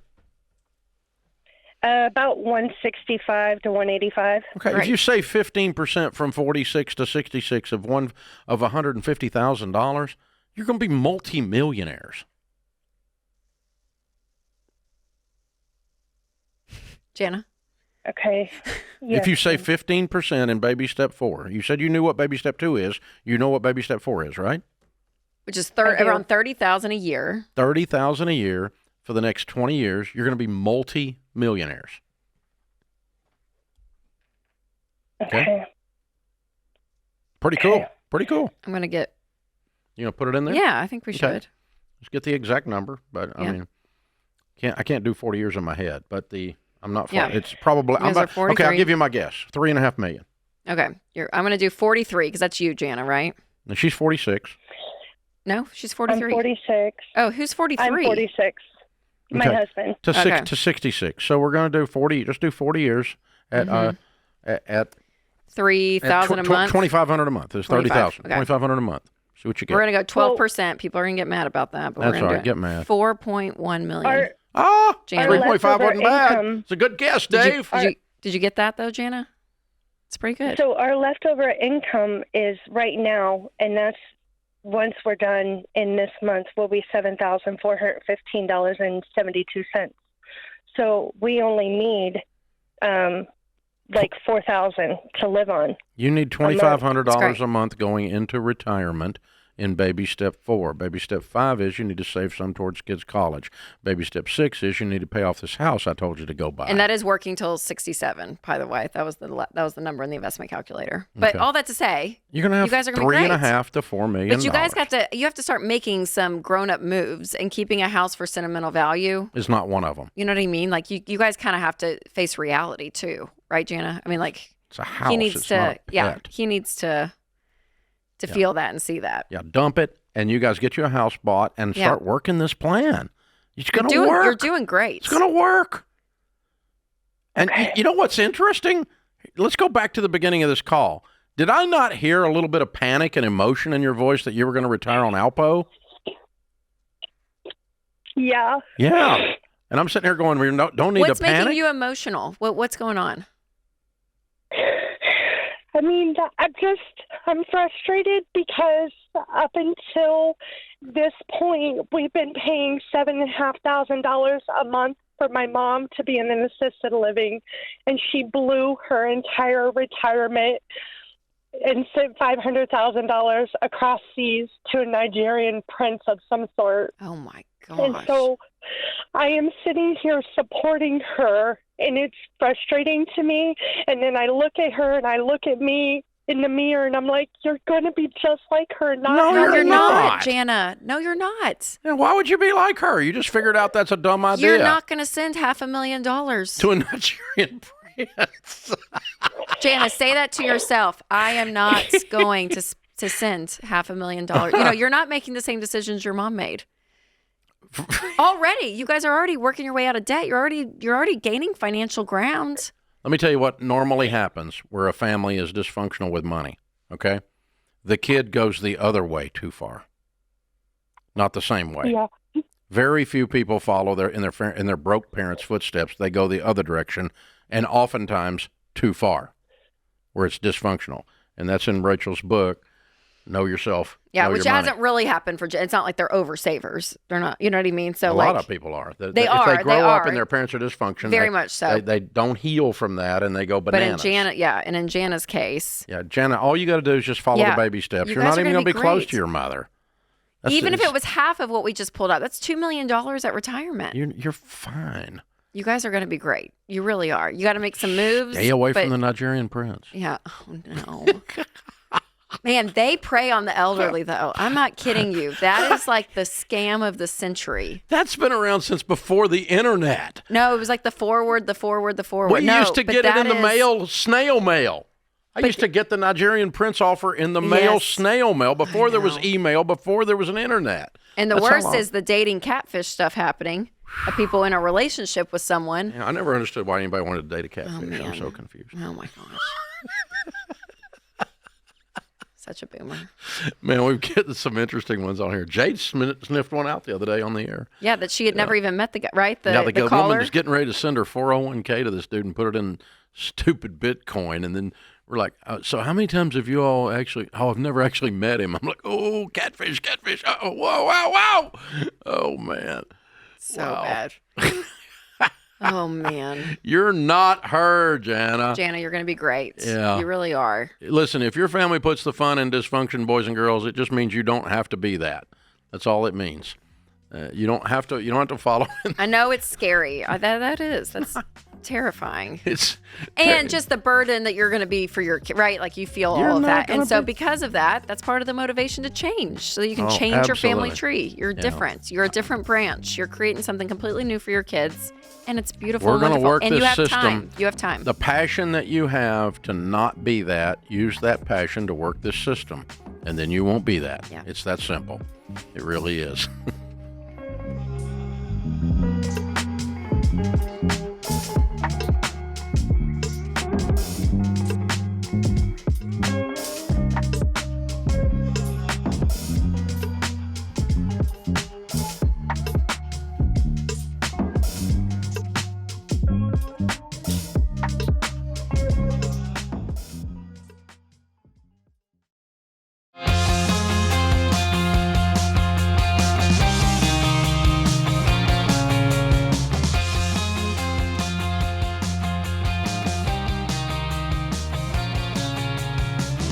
Rob is in Syracuse. Hey, Rob, how are you?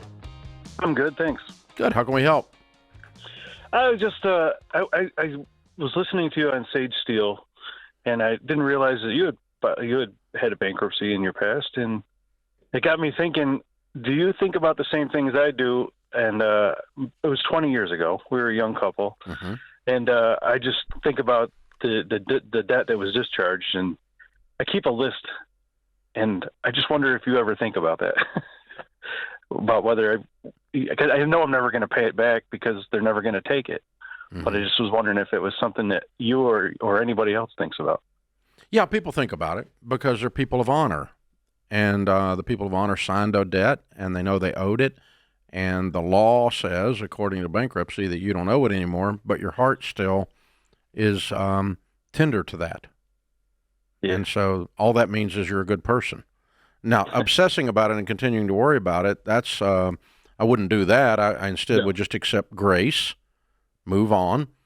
And, you can think about the time when I was 16 years old, I got the car keys the first night. I got my driver's license. I went to the Pizza Hut, my dad's pickup, and the first thing I did is I backed into a guy's Corvette.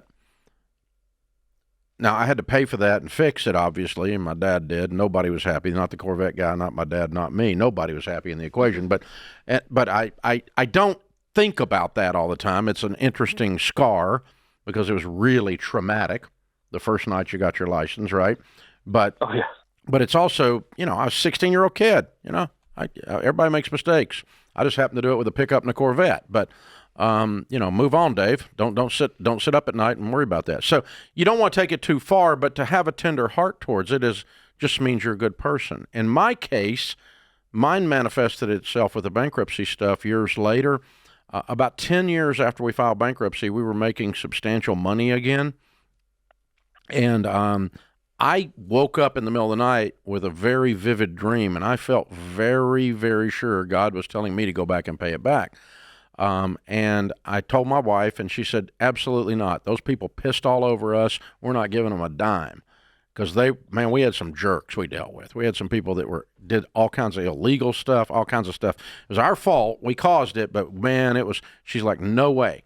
And I'm like, yeah, way. I'm pretty sure this was God, and I'm pretty sure we need to do this. No, we're not doing that. So 2 years went by, and I finally, by then we're making even more money, and the amount of the bankruptcy was fairly small in comparison. And I'm like, Sharon, we're supposed to do this. I really want to go back and do this. I've got the money.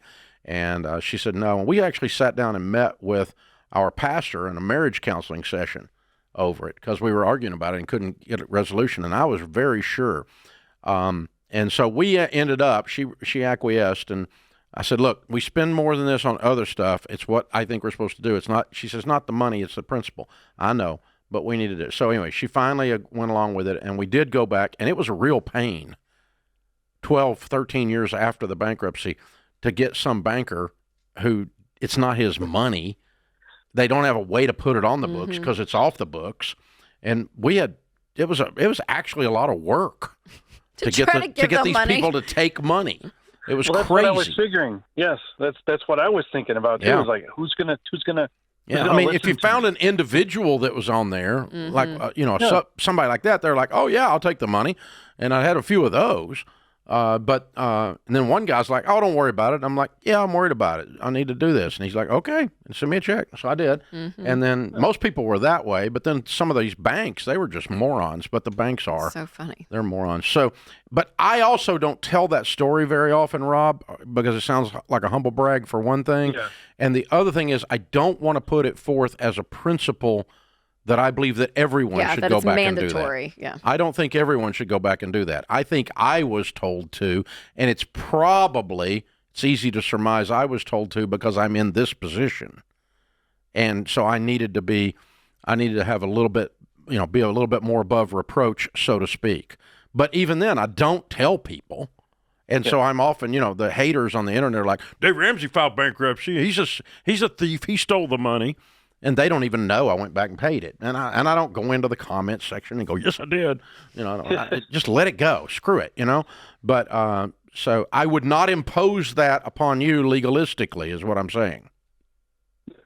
Actually, I'm glad I heard the story, but I really wanted to let you know that it was a lot of your principles when I back 20 some years ago after filing bankruptcy that got me back on track. Well, good. Good. Praise God. That's why we're here, man. Hey, that's a great question. It's a good discussion. And I don't know if I would keep a list anymore. He said he keeps a list of it, you know. Unless you feel that you want to pay some it back kind or of something. spiritual direction or because honestly, I was not thinking about it. Mm-hmm. And I just, 10 times in your life you have a dream that's that vivid that wakes you up and you can't go back to sleep. And I'm sitting at my computer and I wrote down the details of the dream. I've got it in the file, in an email to myself or in a Word document to myself because it was that vivid. Yeah. And that doesn't happen that often. I dream every night and I don't have any idea what it is. Right, right. But so I really felt like that's what it was. But I'm not sure. I'll know when I get to heaven for sure. But and that's not why I'll get to heaven either, by the way. Right. So, but the but the prompting and leading, that was something bigger than you to do something, and that could be anything in life. Yeah. And this happened to be this. Yeah. And that's not for everyone's story. To your point. But it's very interesting with bankruptcy that on the one end of the spectrum, there are people that are very flippant about it. It's like, I'll just file bankruptcy. I'll just file bankruptcy. I don't know. They feel no obligation. Yeah. And on the other end of the spectrum, you got Rob still keeping a list. 20 years later. 20 years later. So, yeah, I'd probably either pay it back or burn the list. Mm-hmm. You need to get it off your plate. One side or the other. Get it off your plate and quit having it as hanging back there in the back of your head. Let's move on to something else. And I'm perfectly fine with you walking in grace and just let it go. Perfectly fine with that. Again, I'm not going to take my story and impugn that as a pharisaical principle on everyone else because I don't think that's what I was getting.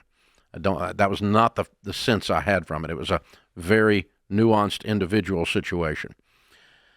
Madeline is in Chicago. Hey, Madeline, what's up? Hi. Hey, how can I help? So I just graduated in May from college, and my student loan payments will start up in January. Yeah. It's $22,000 in debt, and then I also have $2,500 in credit card debt. Mm-hmm. So my question with the loans is they all have different interest rates, subsidized versus unsubsidized, and just the best way to go about paying those effectively. How many do you have? It's 10 different loans. Wow, lots of little ones. Okay. So a couple of 2,000 here and there. List them smallest to largest. Okay. Pay minimum payments on everything except the little one and attack the little one as fast as you can. And throw that credit card debt in there too. Is the credit cards multiple credit cards? Just one credit card. Okay. Yeah. So put the $2,500 credit card so it'll in that fall. debt You snowball. probably have some student loans smaller than that. Yeah. Yeah. So you're going to do those first. You're going to cut up the credit card, by the way. Quit using this stupid thing. I'm not kidding. That wasn't funny. No, I got it. Madeline, are you working? Yeah, I am. I have a part-time remote job, and then I also work as a waitress. Okay. How much do you bring in a month? Monthly, I'm bringing in about $5,000. Good. Wow. Okay. Good for you. And if you can live on nothing and drop $3,000 on that, you're going to be done in no time. You'll be done by next Christmas. Awesome. Yeah. Okay. I mean, you got $25,000, so $2,000 a month, you're done by Christmas next year. And that includes if you don't get a full-time job making more, you know? What's your degree in? Yeah, that would be my goal. Marketing. Oh, good. Yeah. Oh, yeah. You'll get a better job than that. Yeah. Go get a big job. Knock it out even before that. But I want you done by Christmas. Say, Christmas is my date. Say it out loud. Christmas is my date. All right. Knock it out, kiddo. You got Good job, this. Madeline. Hang on. We're going to send you a copy of the Total Money Makeover book to show you how to do it.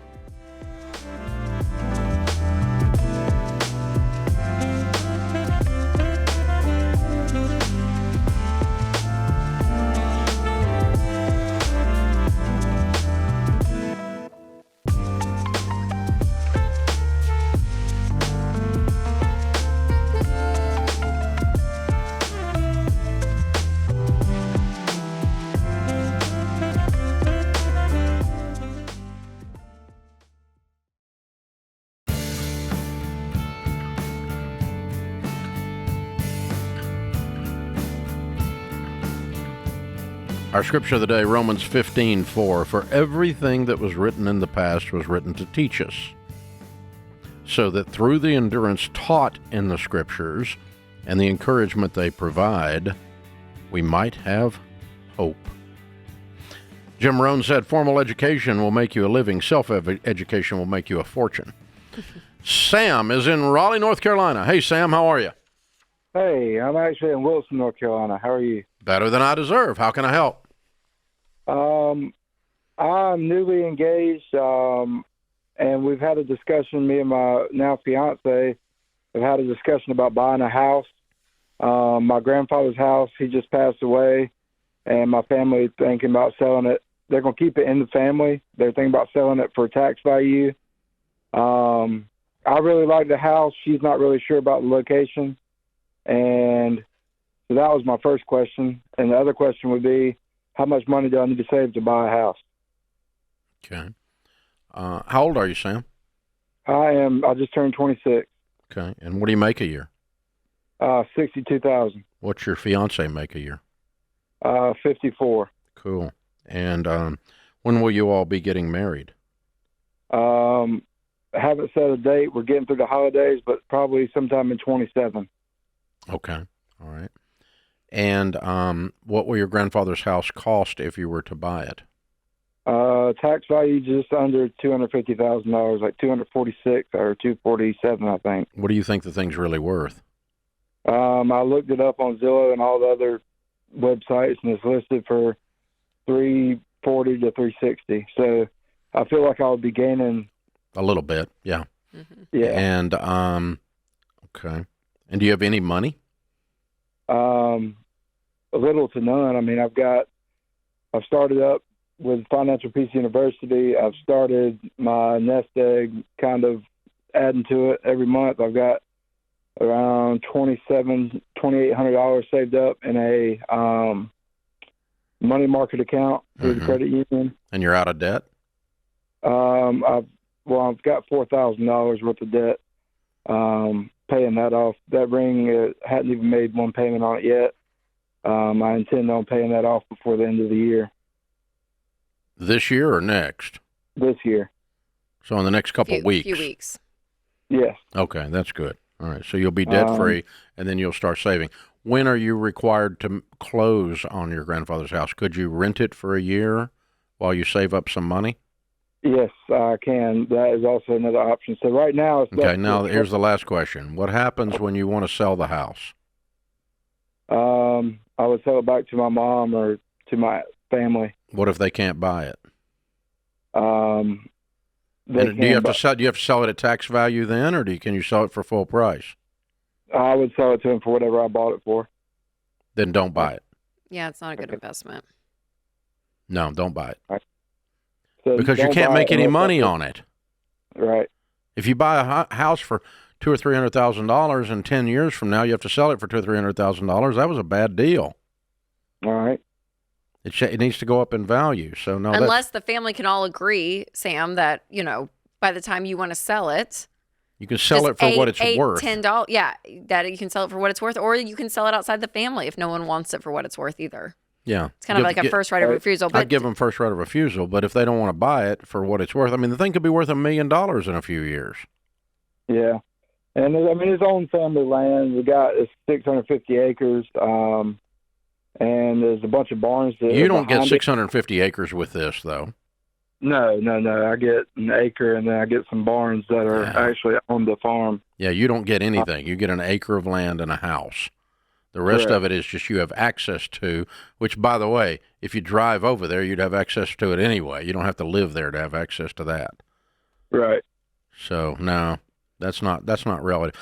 I don't think this is a good idea because I think you're going to get trapped. Mm-hmm. Thank you. That's how I've been kind of feeling. Yeah, I think I think the family and has. Your fiance has a good, gut instinct about her too. That she's a little bit like, I don't know about the family thing and the location and all of it. When you guys buy your first house, Sam, you want it to be a win. You want it to be a fun experience, something that you guys both agree on, and it's kind of that first big purchase as a married couple, and starting it with any level of hesitation or baggage or not excitement, just kind of puts a weight. And if I owned a farm with a house in the corner of it, like your mom and your aunt do, I really wouldn't want it to get outside the family. So I understand their motivation. That makes sense. But it's not a good deal for Sam and his new bride is the problem. And so your mom's not being unreasonable with her request, but it puts you in a position where you guys can't make a good deal out of it for the two of you. So it's just that what they need from it and what you need from it are too far apart. Yep. And it's not that either one's wrong or anybody's bad or anything like that. It's not stupid or something like that. It just doesn't fit your life. And really, I wouldn't, if I'm them, I don't want you to be able to sell the thing later. Right. That doesn't, I mean, like I've got some properties, I don't want the corner of it gone. I've got some properties I bought the corner in and I don't want to sell it again, that kind of thing. So no, I can understand that. That makes sense. But if I were you two, I think it's a lot cleaner for the two of you so for the family, if you wanted to rent it for a year or two, and while you're saving up money to buy, then that'd be great. Because the more money you put down, of course, the faster you can pay it off. Alyssa is in Albuquerque. Hey, Alyssa, what's up? Hi, Dave. Thank you for taking my call. Sure. How can we help? So just a tiny backstory is when I was dating my husband, who I've now been married to for 15 years, his mother used to tell me that she was running out of money, that they were going to be poor soon because she was a trust fund child, and they were going to run out of money. So before my husband and I got married, I asked him, what does this mean for us? And he said, nothing. My parents are going to take care of their finances themselves. They're going to handle it. This will not impact us, which I should have known was not true. Fast forward 15 years, his parents are out of money. They own their home outright. It's a small property, probably worth $500,000. And then they also have another small piece of land in the mountains with a cabin on it. That's just a shell of a building, probably worth $80,000. But they do not receive enough income to live. They receive maybe $900 from Social Security. How old They've are never they? worked much. They are 85.